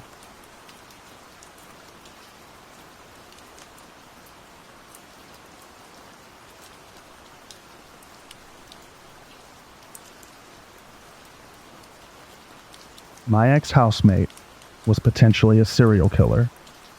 This is a convoluted story, so bear with me as I try to convey everything I can recall about what led me to the conclusion that my ex-housemate could have potentially been a serial killer, or a serial killer in the making. It was the summer of 2015 when I moved in, and at first appearances, my housemate/landlord Mike was somewhat normal, if not a bit socially awkward and dysfunctional. When I was signing the papers, he was adamant that I should never go into the basement, which I thought was odd, but I really needed a place to stay, and, well, people have their little quirks. So I just chalked it up to that at the time. As I got to know Mike, and our cohabitation continued, I learned more about the depths of his dysfunction. Firstly, that he used meth. Now, I don't automatically judge people based on vices, but I was surprised at the extent of his use. He was probably the first person I knew who used meth and balanced a full-time job, enjoyed a decent amount of success. The reason this is important to the story is that when he would be around the house, drinking and using meth, he would start to run off at the mouth. He would often joke that if I smelled lye coming from the basement, not to think anything of it. I think it was probably the 3rd time he said this that I asked why he keeps saying that, and he said, "I just use those chemicals to clean up after the bodies," with a wily grin on his face. I tried to chalk that up to a bad sense of humor, but it didn't set right with me. He was also very particular that I let him know of my coming and going, and my work schedule. I remember him being shocked and uncomfortable one day that I ended up taking off of work, because he didn't realize that I was home. I remember that day because there was a lot of clanging, and what sounded like muffled shouting coming from the basement. His car was in the driveway, but he was not in the main house or in his bedroom. Other days he would play very loud music that bumped through the whole house. Sometimes he would even play NPR radio at those volumes. In retrospect, I think he may have been trying to mask sounds. He would make remarks about sex workers, saying, "You can do whatever you want. You can choke them or beat them to death and nobody cares." I took exception to this. I told him I thought that was messed up. But when he would get tweaking, he'd always come back around to alluding to the same kind of violence, talking about how he was a normal white guy who owned a house and had a good career, so the police would never suspect him. At this point, I start to think that it's gone a bit too far to simply be a joke. I was in a weird position, because money was tight at the time and my options were few. I tried to convince myself that even if he is messed up, he's probably just engaging in outward fanaticism. I knew that he would acquire the services of sex workers on occasion, but again, did not judge that activity at face value, but started becoming concerned. Then, at one point when I was doing laundry, I caught whiffs of decomposition. The house we were in was in southeast Portland. It was relatively new. Having grown up in upstate New York, I know that animals can be trapped in walls and die. But this was the garage, and there were no animals scurrying in the walls. This was strange and telling to me. I considered carefully what I would do, and decided I would confront him about the smell. I decided to pose the question in a somewhat suggestive way, by expanding on his jokes. I told him that he needs to do a better job cleaning up the bodies, because I smelled decomposition from the garage. I will never forget his reaction. His eyes widened, and he shot me a sharp glare, somewhere between fear and anger. He stumbled over his words and eventually responded, "What? Really?" I said, "Yes, really." And there was a few seconds of awkwardness before he said, "Thanks for letting me know," and promptly went into his bedroom and shut the door. A few days after that, he went into the upper crawl space in the garage while I was doing laundry again. He called for me and was trying to convince me to come up into the crawl space. My body locked up, and it was like my instincts were screaming at me that if I went up there, I would not come back down. I gave some excuse that I can scarcely remember, that I had to be someplace. I packed up my laundry, threw it in my room, and left. We spent a lot of time in the padlocked basement without a doorknob. The only way in was through the backyard. I wish I would have gone down there in retrospect, to either confirm or dismiss the suspicions once and for all. In the last couple of months I had lived there, I was privy to more graphic comments about women and sex workers, explicit talk of sexual violence, and he was using more and more. He once showed me a video that he had made. He's a graphic designer and artist as well, which featured heavy bondage themes, interspersed with distorted audio of women screaming, and this strange, leering figure in a plague doctor costume. It was one of those situations where any one of those things alone may be innocuous, but as they were accumulated, it became suspicious to me. It was October of 2016 that I left there, taking off to Obsessive camp during the anti-pipeline protests with Standing Rock, Lakota. A mix of feeling called to action and having nothing else to lose, as I wanted to get out of the house in the worst way. My last night there, I did not give notice that I was leaving. He was drinking and tweaking again. Started in on the same conversation, loosely describing murder and violence in the tone of some sort of edgy joke. I told him he would be caught eventually, not even holding back my suspicion anymore. He reiterated that he was the last person police would suspect, and asserted that they wouldn't catch him. I said this in a very serious and concise way, dropping the pretense that he had been using before. I left the next morning. This haunted me for months, then a year, then a year and a half. I felt as though I hadn't done anything. The guilt was eating away at me, so I called Portland Crime Stoppers and put in an anonymous tip describing what I had described there. When I did, the operator started going back and forth, putting me on hold, because the call had piqued the interest of the police sergeant who was assigned to the call center. So they were asking me detailed questions about his vehicle, his house, the methods he described, etc. It seemed like they took interest. I gave them as much information as I could remember and left it at that, feeling just a little bit better that I had at least tried to do something about it. Fast forward to recent times. I told my mother about all of this, and she became interested, asking what house this was, and she ended up pulling it up on Google Maps. She put it up on Street View, and I noticed that there was a large enclosed trailer in the driveway that wasn't there when I was. I could theorize why it might have been there, but cannot put together a practical reason for it, or why he'd be using it, unless it was moving, or using it to haul things to discard. Admittedly, that is pure conjecture, but I couldn't help but wonder. I doubt that I'll get closure, or have my suspicions validated unless he does finally get caught and arrested. And I read about it. I've grown up poor, and been around the low life a lot. I've interacted with many sketchy and unsavory people in my time, but none of them have ever made the impression that Mike made on me.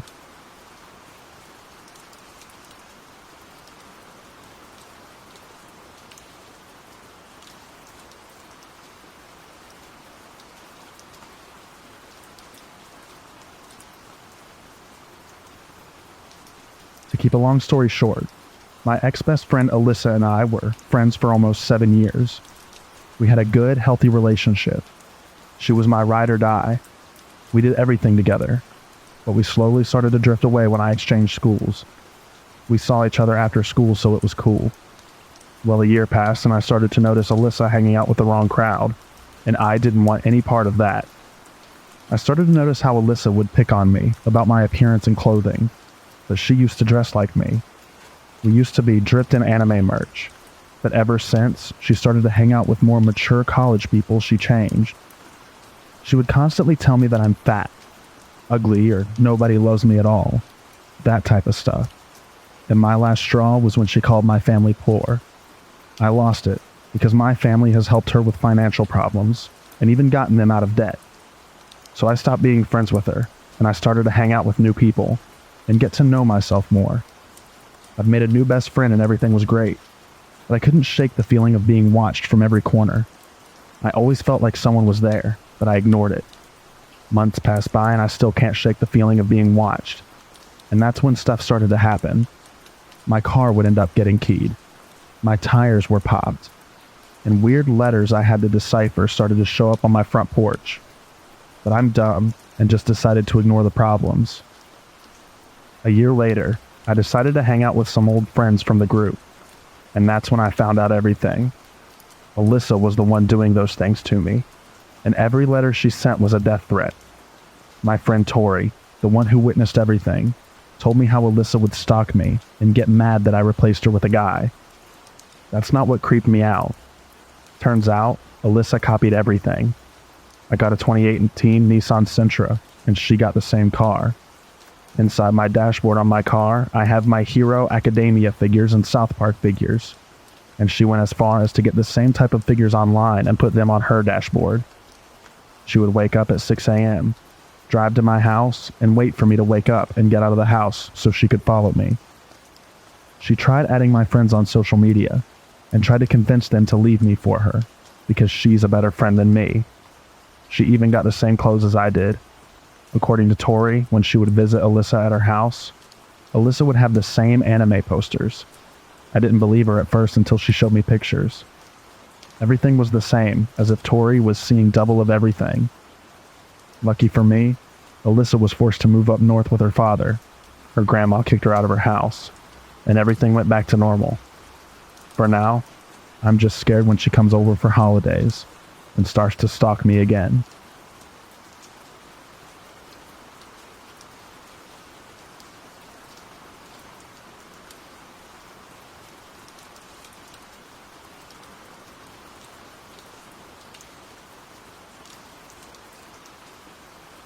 I had a bad situation with my first boyfriend.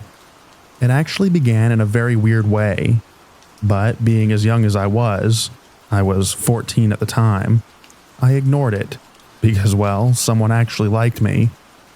When I met him, we went to different schools. He went to a private school and I went to public school. After a few months of pretty much just an AIM friendship, he transferred to my school.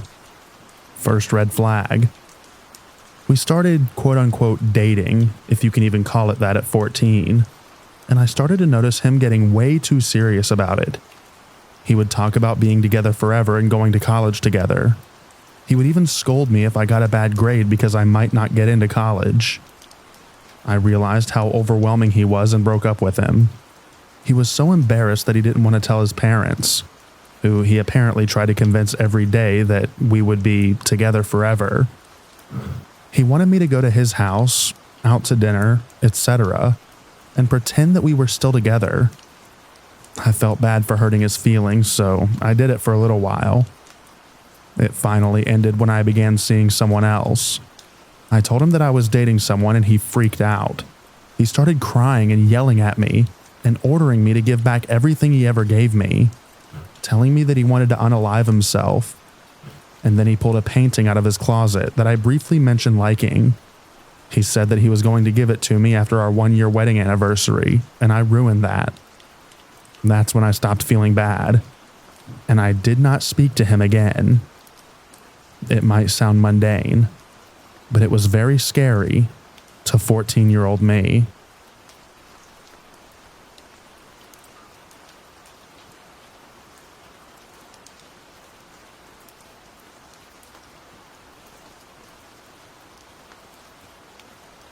He ended up in the dryer at my apartment complex in the middle of the night, naked and crying. Yes, you read that correctly. And no, I'm not making this up. I wish I was. I found this guy on OkCupid, and he was a really nice guy, if a little strange.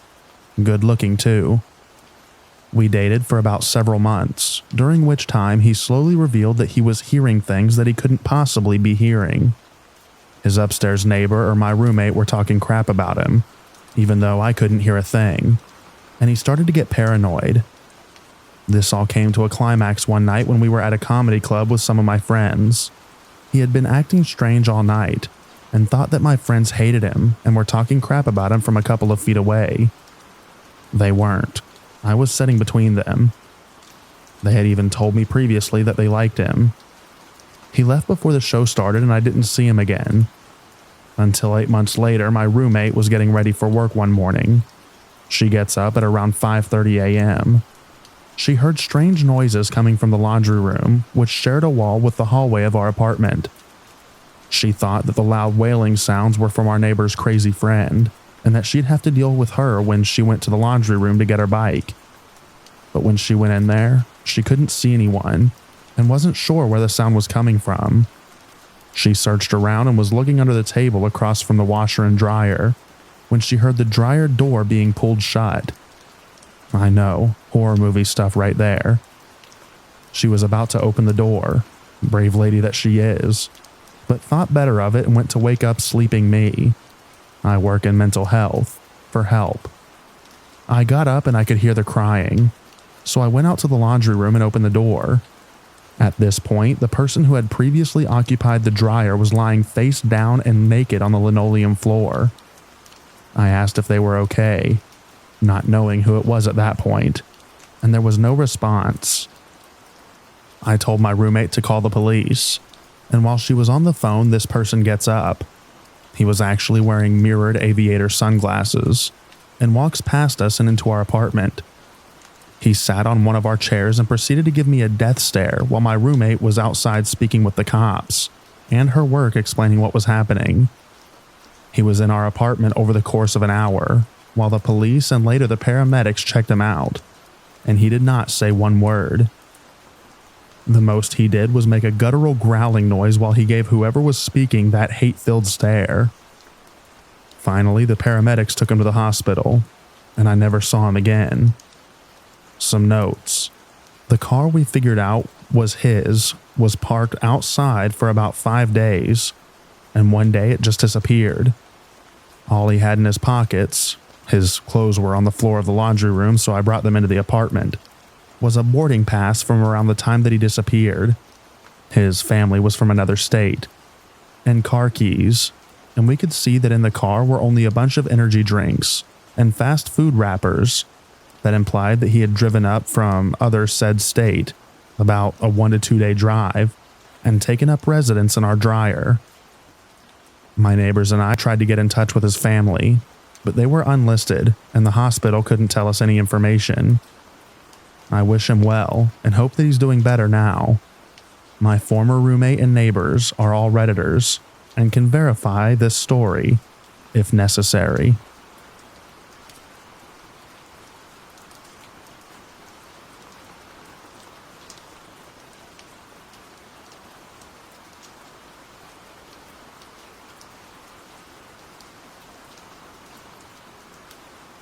I think I was around 18 years old. We'd been dating for about 8 months, and I broke up with him because my parents were treating me differently, and I didn't like it. It put too much strain on both my boyfriend and my parents and I's relationship, and I couldn't take it. I broke up with him one night, and about a week later, he showed up at my parents' house wanting to talk to me. My mom answered the door. I didn't want any part of it, so she told him to go away. He got belligerent and eventually left, so she called the police. He was pulled over and given a warning. Then they let him be. Dad was at work. Mom took sister somewhere, and I was playing Mario Party 8 on my Wii at home. There was a knock at the back door, and I looked through the glass from the couch, and he was there looking in trying to talk to me. Again, I didn't want any part of it, so I ignored him.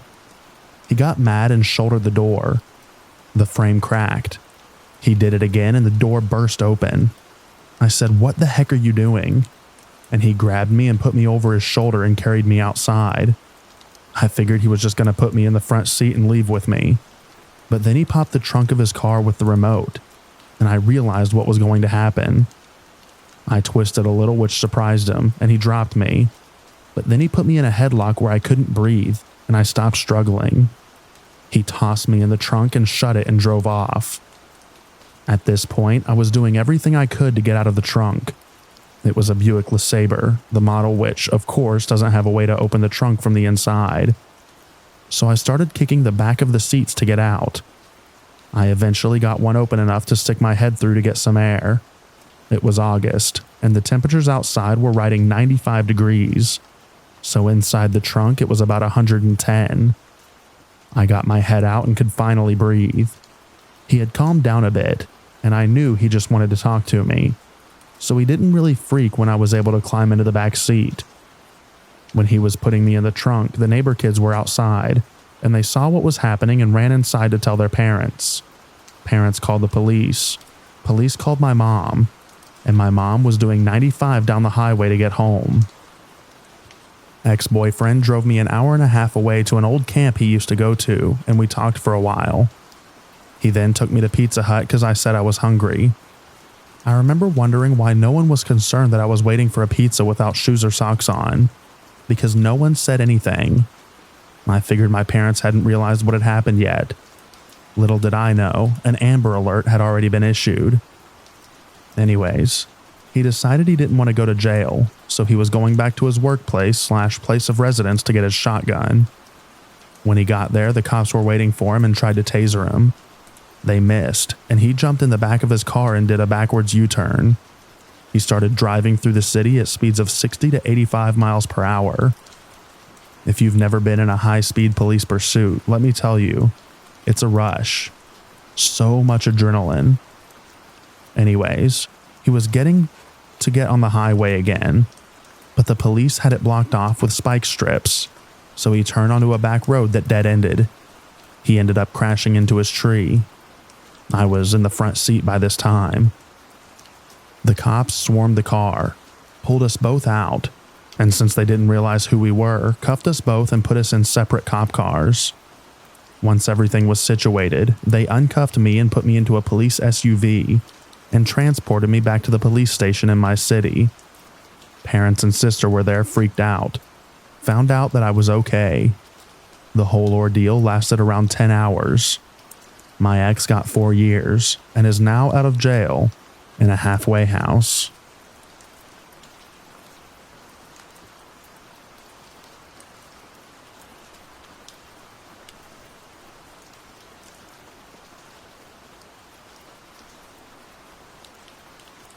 My ex and I dated in high school to my freshman year of college. It was more like a friendship to me. We never kissed or did anything physical other than holding hands, and we just hanged out a lot. He was always deeply in love with me, but it was more like an obsession that I didn't reciprocate. One day when he fell asleep while we were watching a movie on his laptop, I had a strange gut feeling to look around on it. On his desktop, there was a folder with my initials on it. I opened it, and there were 400 pictures and videos of me. They were all taken unbeknownst to me. They were all mostly of my legs area, but with clothes on. The pictures were taken everywhere. Public places like at restaurants under the table, in the car, at school, at our houses, etc., all while I had no clue. Like I mentioned earlier, we never did anything physical. We were both virgins. It hit me. He always had his iPod Touch on him, and it always seemed like he was on it playing games and other stuff. That's how he must have taken these pictures. At the bottom of the folder, there were new videos that were recent at the time. I play them, and somehow the footage came from inside my dorm closet. I always went in there to change right after I took a shower, and he knew my routine. I go into my dorm closet and find the hole where he would have put the camera or iPod. It was 4 a.m. when I found all of this, and I guess it hadn't hit me yet because I was so tired and just knocked out. Then I woke up, realizing what I had found and how serious it was. I called my best friend. She came over to my dorm and I showed her. Both of us cried on my bed for a while. I had never felt so violated in my life. Later that day, a group of my closest friends helped me confront him. I told him I found what was on his laptop. He looked at me like a deer in headlights. He started crying, saying, "I tried to stop, but I couldn't help myself." He then ran out the door and sat on a bench outside my dorm, crying with his head down for hours. I could see it from my window. After that, he stalked me. At my job, he would be outside when I got out at 10 p.m. and watch me from his car. I had a new boyfriend by then, my first real love, and he would be with me to protect me from my ex. He also tried to kill said new boyfriend with a bat when we all went to the same house party. My friends locked me and my new boyfriend in a room so that my ex couldn't get to us. I could hear him trying to break into the room and swinging the bat and breaking stuff in the house while others were holding him back. Then he disappeared at the party and everyone went to look for him. They found him outside on the porch in the fetal position, rocking back and forth and crying. A year later, even after losing his virginity to someone else, and me being with my new boyfriend for a while, he told some mutual friends that he didn't care about any girl, and that he just loved me forever. To this day, everyone I'm close to knows that if I were murdered, they knew who the prime suspect would be.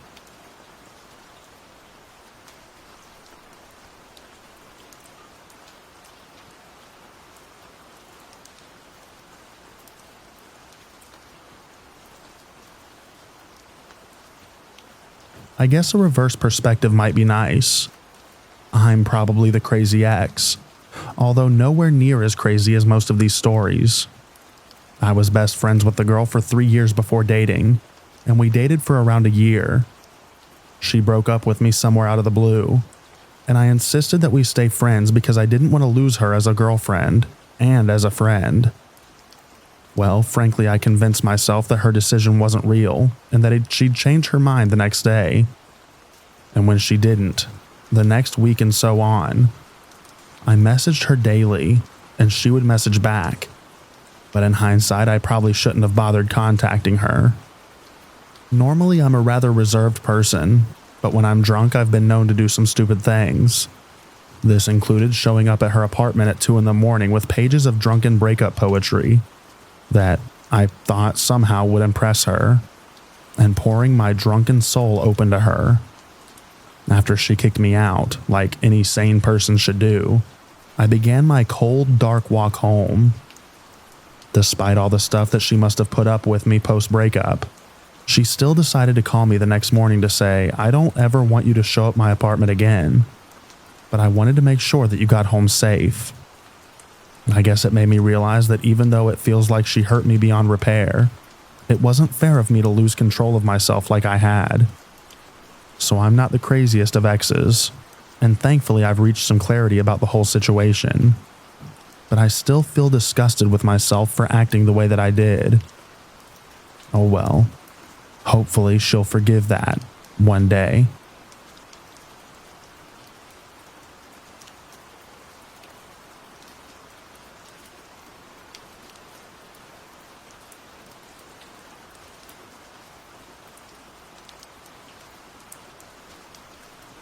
I dated a stripper for about 6 months.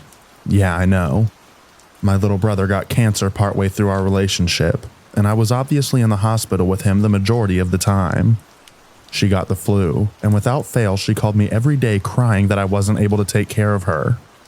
Not the best, but how our relationship ended was quite grand. We adopted a cat for Valentine's Day, and she loved him to death. One day, she is leaving for work and asks me to feed the cat. Of course, I will, but I had an unusually long day at work and I was tired, so I decided to lay down on her couch and take a cat nap. Pun fully intended. Well, she got off early, and seeing that I did not feed the cat, I started having a dream that I was being stabbed with a fork. Well, I was. 13 times in the back because I didn't feed the cat. I proceeded to get up and run out of the apartment while she was chasing me. She threw her heels at me with deadly accuracy, hit me right in the back of the head, and stunned me enough that I fell down 2 flights of stairs, got concussed, and sprained both ankles and wrists. The next day she calls me and acts like nothing happened.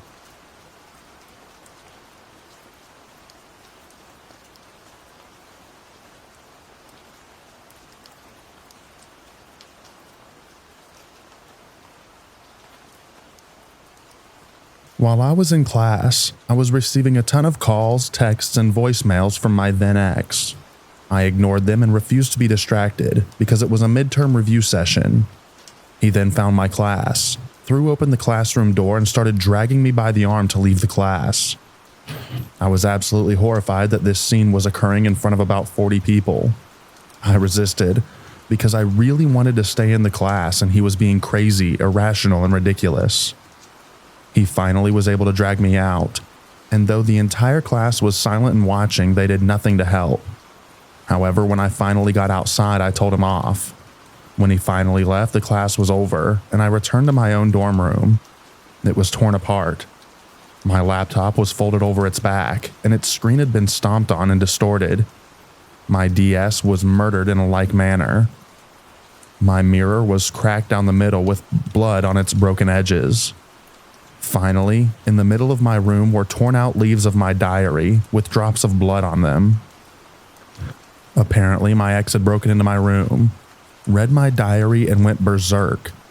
On the pages he tore out, I had written something like, "I'm glad we broke up. I'll find someone better." Yeah, he's definitely a crazy ex. He continued doing other crazy stuff for a while. I called the police on him a few times, but they didn't do anything to help. Eventually, he graduated and disappeared.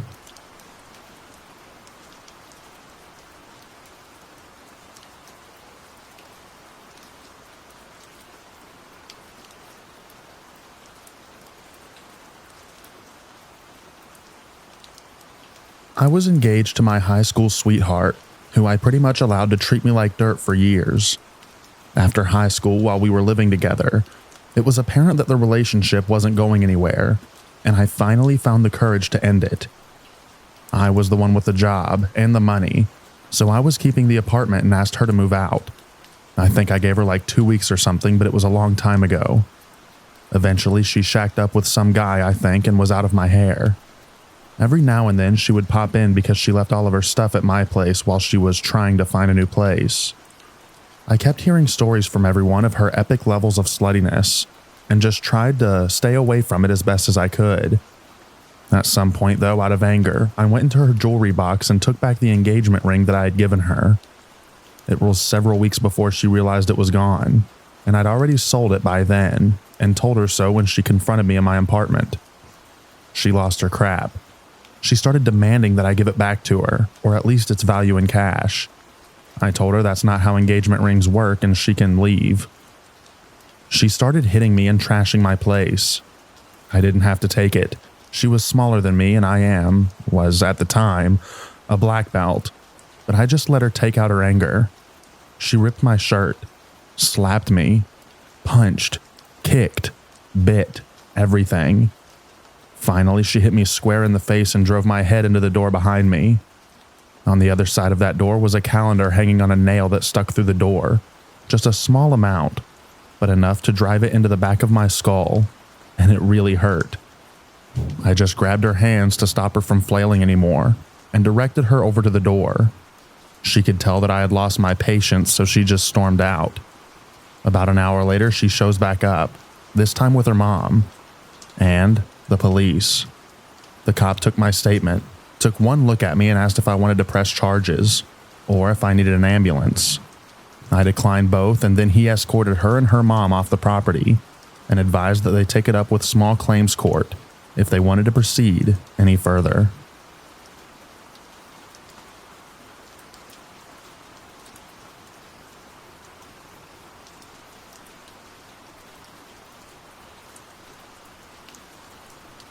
I was dating a young lady who lived in the Midlands, and she'd come down to London on the weekends and we'd have some fun. Nothing too serious, but it made my weekends enjoyable.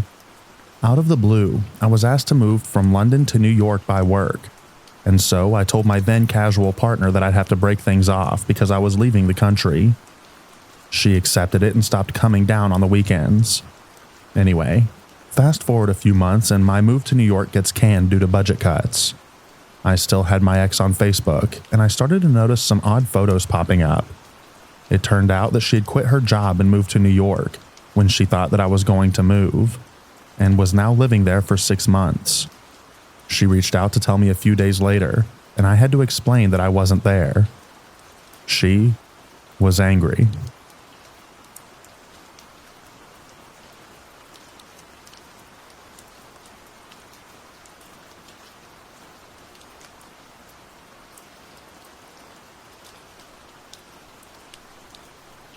About 2 years ago, my ex and I went through a really nasty breakup. Lots of crying and nasty words said. It became apparent that she had a lot of emotional problems and really wasn't the person that I thought she was. Lots of anger and lots of lying, as I discovered. And to make things stranger, she is the one who dumped me multiple times and was absolutely furious when I finally accepted it and told her that it was time for her to go. I wasn't exactly perfect either, but that's what happens. I had also started a new and healthy relationship at this point, maybe 3 weeks after the primary breakup, which made her angry to no end. Anyway, she shows up one day to collect some belongings that were still at my place, and she sets me down on the bed and hands me a note telling me to read it out loud. It was a really nasty speech about how I am incapable of love and a terrible person and deserve to die. I refused, but she's screaming at me, and I was just like, fine, I'll read it if it'll make you go away. So I finish the speech, and she pulls out a loaded gun from her purse and spends the next 15 minutes trying to muster the will to pull the trigger and splatter my brain all over the wall. She says she knows the law. She knows she'll be caught. She knows where she'll go to prison, and she's fine with it because I'll be off of this planet. So I spend this time poorly, not to totally freak out, and with tears streaming down my face, telling her that she's not a killer and just needs to go live her life without me. We parted with a hug, and I just learned that she got engaged to a new guy a couple of months ago.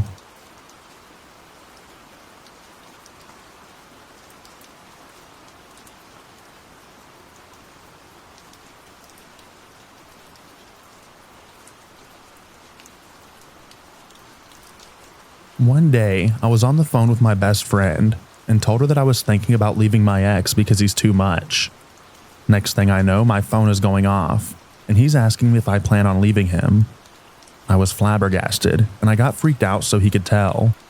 So then he told me that he set up a camera in the living room so he could see if I'm bringing anyone home. He said I could unplug it because he realized that it was irrational, and as long as I promised not to leave him. Fast forward a week later, I noticed my tapestry was moved from behind the bed. When I looked behind there, sure enough, I saw the cord to another camera. I immediately unplug it, and there goes my phone blowing up with calls and messages. Our relationship only lasted a total of 8 months with him.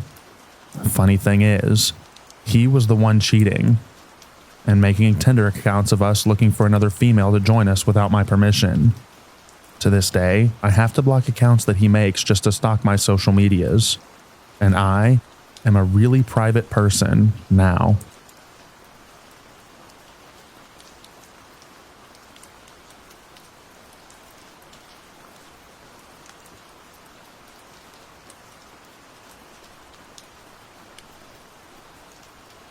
My ex bought a new phone and lost all of his numbers. He asked me to text him so he can save my number again. As him and I drive home, I text him, "Hey sexy, what's up?" And he responds, "Hey, can't talk right now. I'll text you back in 5. I figure he's messing with me and forgot about it. As soon as we get home, he goes to the bathroom. A moment later, my phone lights up. X. So, hey, what's up? Me. Not much, you. X. Super in the mood. Want to meet up tonight? Me. Why not right now? I'm in the mood too. X. Okay, I'll try to make it as soon as possible, cool? Me. Yeah. A moment later, he comes out of the bathroom for the following conversation. Him. I'm actually just gonna head home, I think. Don't feel too good, is that okay? Me. Okay. X. Oh, but can you text me real quick so I have your number?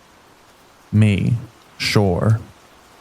I send him a text while we stand in the same room. Hi. Him. Crap. I forgot what exactly happened afterwards, but I vaguely remember removing him forcefully from my apartment. A real keeper, that one.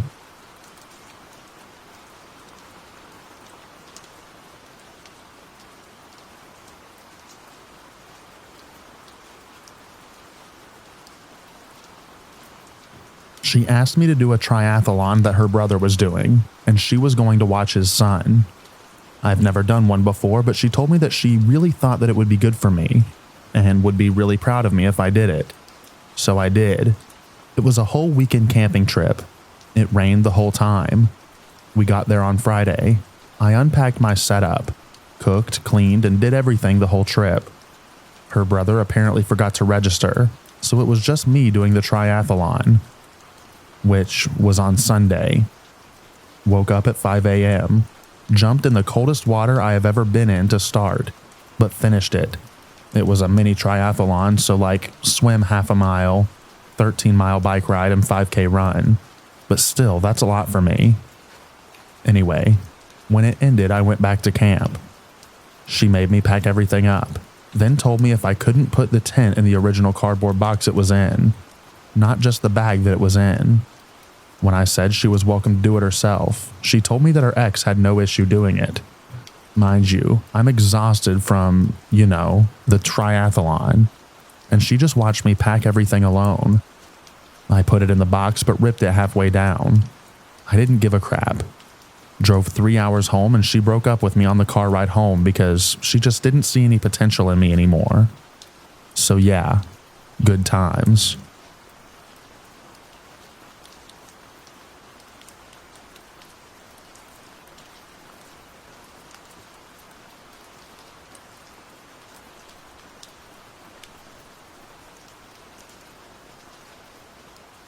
My ex proposed to me publicly at a bar, in front of all of our friends.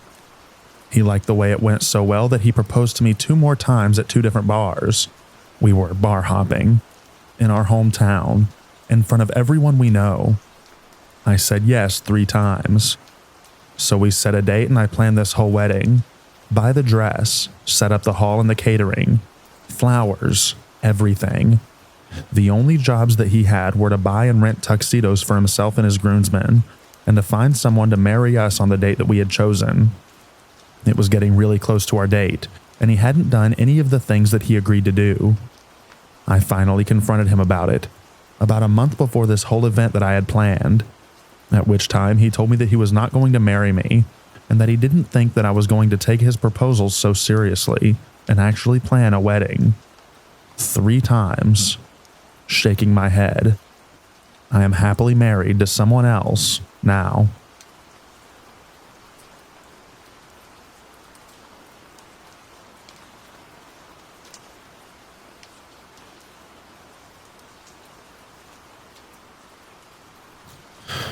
I dated a guy my age in my senior year in high school who began to show signs that he was mentally unstable when upset. I decided to break up with him one day when he picked me up in his car. When I tried to get out of the car, he started driving. I told him to please let me out and he would not. Instead, we ended up at his house. I would like to mention that I didn't call the police because I didn't suspect any danger from him. I just thought that he was being a jerk. I did call a close friend during the drive to let her know where I was and where I was going. Once we arrived, he told me to come inside his house, and I refused and was getting my phone to call a cab. I couldn't walk home since I didn't know the area too well. It was absolutely ridiculous to see this guy ball up his fist and make this childlike tantrum face and swear at me that he was going to shout at the top of his lungs if I refused him. Fast forward a week or so, the guy would send me nasty text messages, talking to me like I murdered his family or something. He began to message my Facebook friends asking for me. It was really embarrassing, and showed up at my doorstep asking for me. It was horrifying, and I never thought that people like that existed and that it would ever happen to me. He stopped when I told him that I would call the cops and the school, as well as his parents.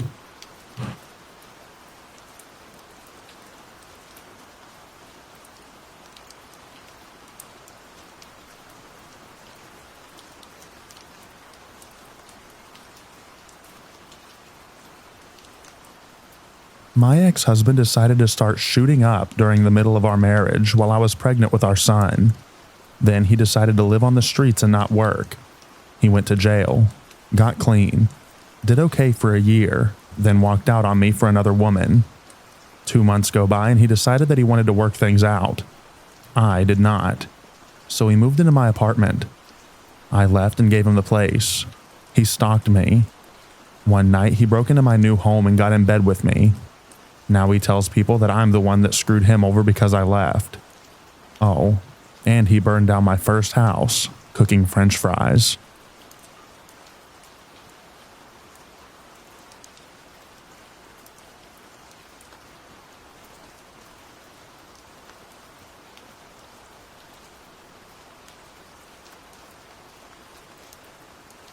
This girl that I knew asked me out, and we seemed to get along quite well.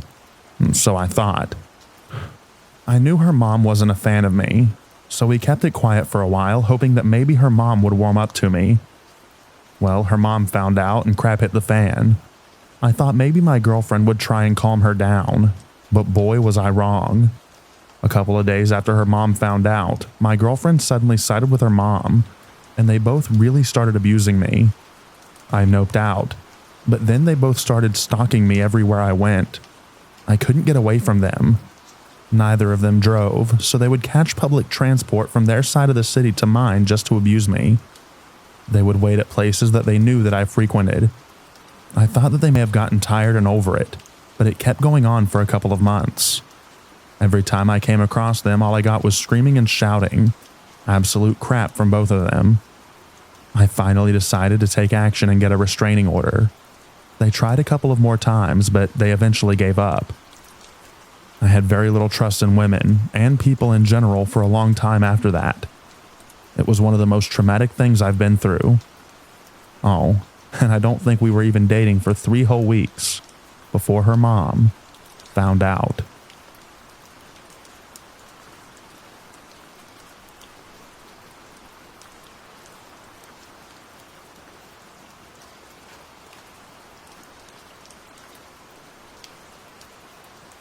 My ex, JJ, was a creep.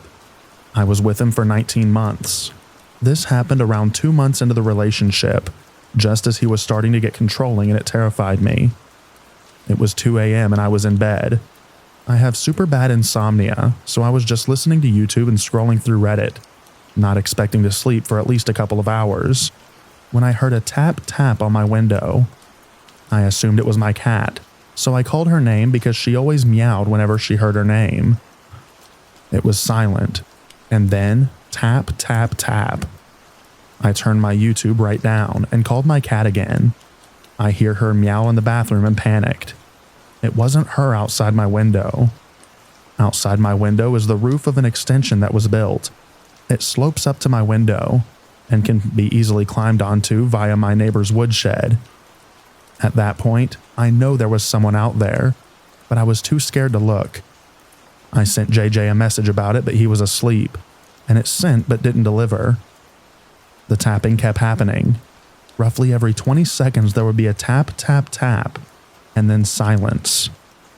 It continued for about 45 minutes while I lay in bed just listening. I felt like I was stuck in bed. Like if I came out from under the quilt, then they would somehow get me.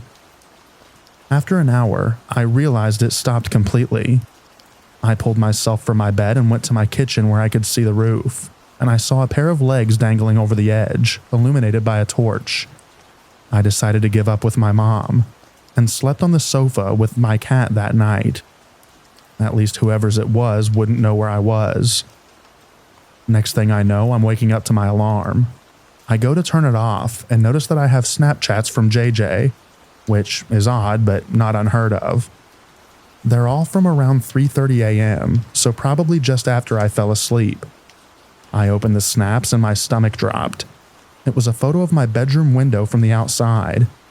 Then one of the legs dangling into my garden. And then one of me sleeping on the sofa, taken through the kitchen window. I messaged him asking him what the heck he was doing. I got a reply saying he'd come to check on me and chased a guy off from my house. At that point, he had me convinced that he could do no wrong, and if I opposed him, I was scared about what might happen, so I just left it at that.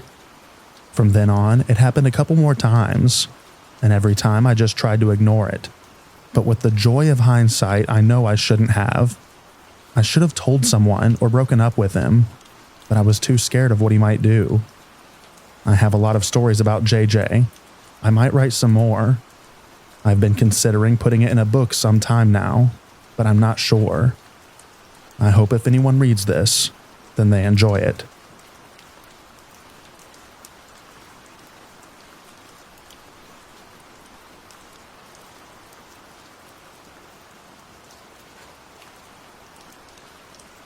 So for starters, I've been dating this girl for a while now. Her name being Isabel, going on a year very soon. And all is going well in that regard. However, when we first met, she told me about a less than ideal ex-boyfriend that she had a couple of years before she had met me. They still went to the same school, and he ended up going to the same university as us after we graduated high school as well. Apart from that, all three of us went to the same church, meaning there was a lot of opportunity for him to meet us. The creepy encounters with him, Jose being his name, started a little before he graduated high school. After he heard we were dating, he was furious, even going as far as to say that I was abusive on Twitter, but nobody believed him, given his accusation was complete horse crap, and he was notorious for doing the same in the past, in order to keep Isabel from talking to other guys when they were together. That was just the beginning though. It started off small at first, seeing him at the mall whenever we would go out on dates, before it was illegal to go outside. After a while, it seemed like a little too much to seem like a coincidence though.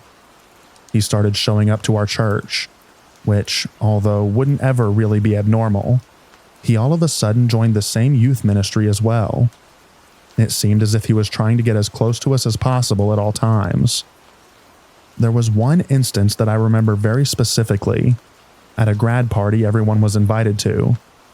Everyone was in the backyard, and I remember looking across the patio and just seeing him staring at me and Isabel from the other side. His eyes didn't move, and his breathing was very heavy, as if he was angry, anxious, or both. He didn't try anything that night though, probably because of the other people there that night.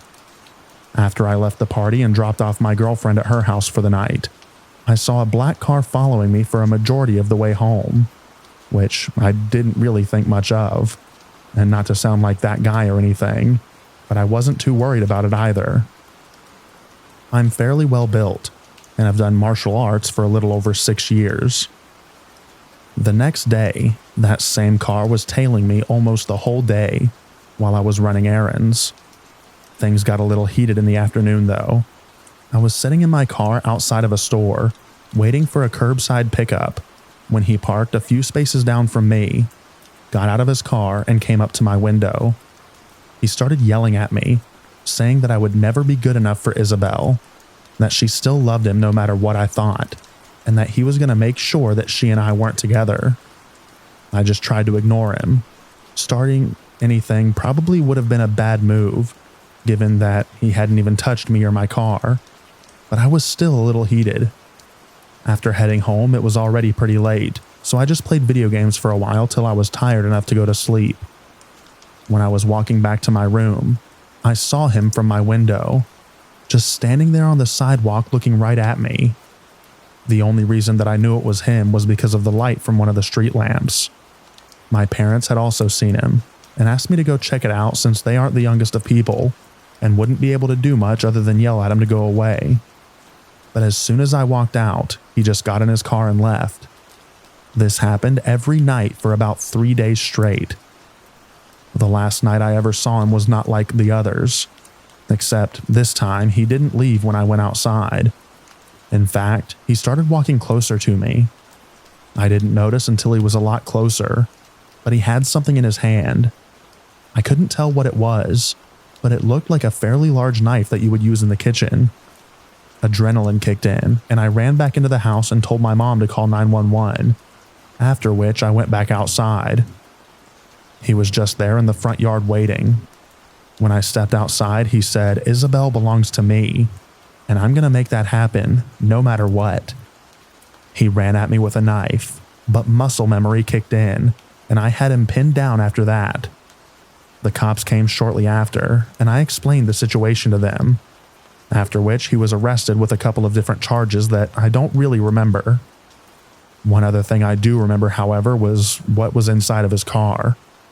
When the police came, they also searched his car to see if he had anything else that I should have been worried about. They found a bunch of tape, some rope, another large knife, a handgun, and a camera. I don't know what was going through his head, but I could at least guess from that kit he had in his back seat that he planned on hurting me in some way and recording it. I hate to think what would have happened if he had tried to come into the house while everyone was asleep, but I'm glad that he was arrested for what he did, or planned to do, anyways.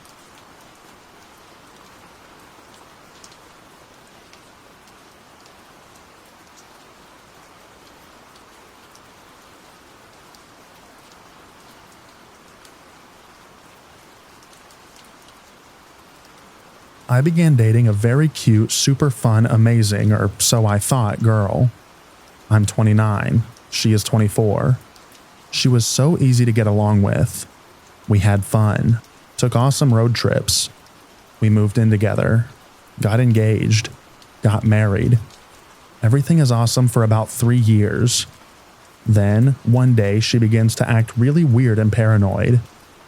Now, a little backstory. One of the things that she told me was that she had no contact with her parents because of her father's abuse. I mean, who would lie about that? She's totally not acting like herself. And finally, I ask her what is going on. She demands to see my email. This was before text messages, because she knows that I have been conspiring against her with my friends. I'm really confused, so I hand her my laptop and I'm like, "Babe, I have no secrets. You can read all the emails you want." The next day I come home from work and I find her moments from death. She's not breathing. I call 911. They come and bag her, get her on life support, the whole nine. The doctors tell me that it's likely that she won't survive the night.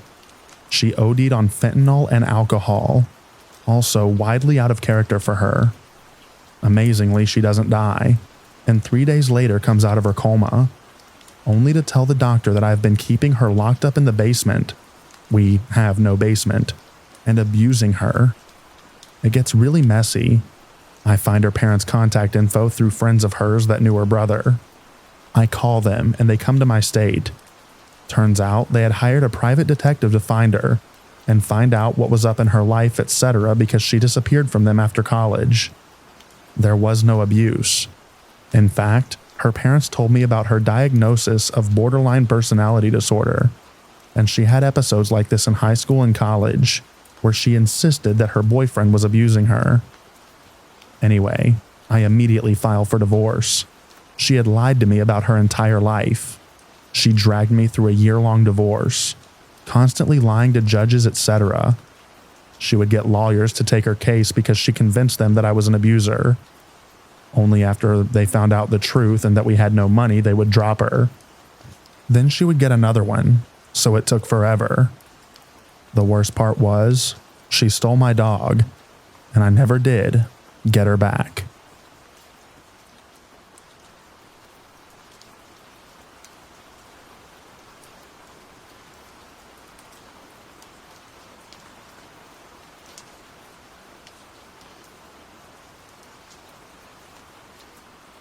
My sister and her husband have been married for a very long time.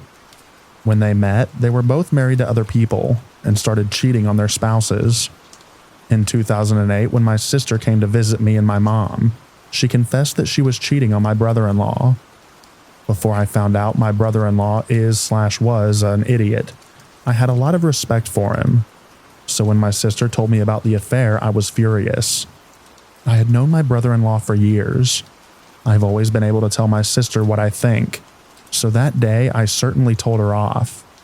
She tried to defend her actions by telling me that she had been a good girl for then 18 years, and she deserved to be happy. I was like, what? She and I were standing out in my mom's front yard, and my sister is facing me with her arms crossed in front of her, pouting like a child. I gave her so much crap for what she was doing, but it got worse from there. She informed me that she was going to Honduras with the guy to help him do some contracting work. My sister told me that my brother-in-law knew about it. I was stunned. Well, my sister didn't go to Honduras after all. After she went back home, she ended the affair after she confessed it to her husband. He forgave her, saying, "I was once where you are now." The guy my sister was messing around with contacted my sister and asked if he could borrow $500 because work had been slow and he needed to make his truck payment. My sister asked her husband to loan the guy the money, and he did. My sister charged the guy interest on the loan and gave him a short period of time to repay it. The guy wasn't making any attempt to repay the money, so my sister got nasty.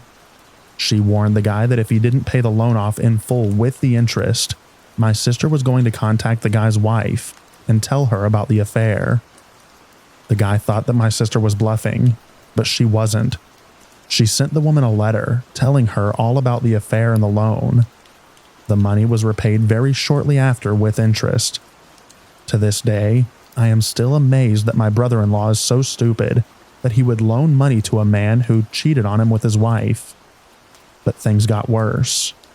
On Thanksgiving weekend, my brother-in-law went out of town to be with his son, daughter-in-law, and their daughter. Because they didn't live very far from me, I asked my sister to ride down with her husband, drop him off, and come down to my house. I was going to spend the holiday alone and really wanted to see my sister. She said that she just wanted to spend the time by herself, which I thought was odd. She wasn't invited to her husband's son's house because of a falling out that they had years ago and never reconciled. I tried and tried to get her to come and be with me, but she wouldn't. Okay, fine. Shortly after, I called my sister and asked her what she did over the weekend, and she hemmed and hawed about it. Finally, she told me that she had spent it with a guy that she had met. What the heck? She had me on speakerphone and my brother-in-law was in the room. My sister told me that she had confessed what she did to her husband. I was beyond stunned. Next thing I know, my sister and her husband had made an appointment with a psychiatrist. My sister claimed it was to work on their marriage. She told me the doctor told her he wanted to see my sister for her issues and give her prescriptions for them. The doctor also recommended therapy for my sister. My sister refused to get the prescriptions filled, but she did say that she would go into therapy. I have no idea how long she received help. She has a lot of issues though, and always has. These two people are still married and are still together. My sister and I haven't spoken to each other since the spring of 2009, but not because of her infidelity. She's probably still cheating on her husband, but whatever. He's an idiot for staying with her.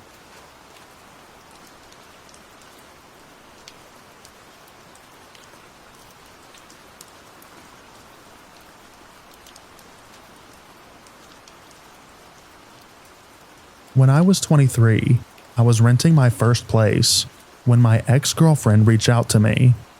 We had dated for X amount of months in high school.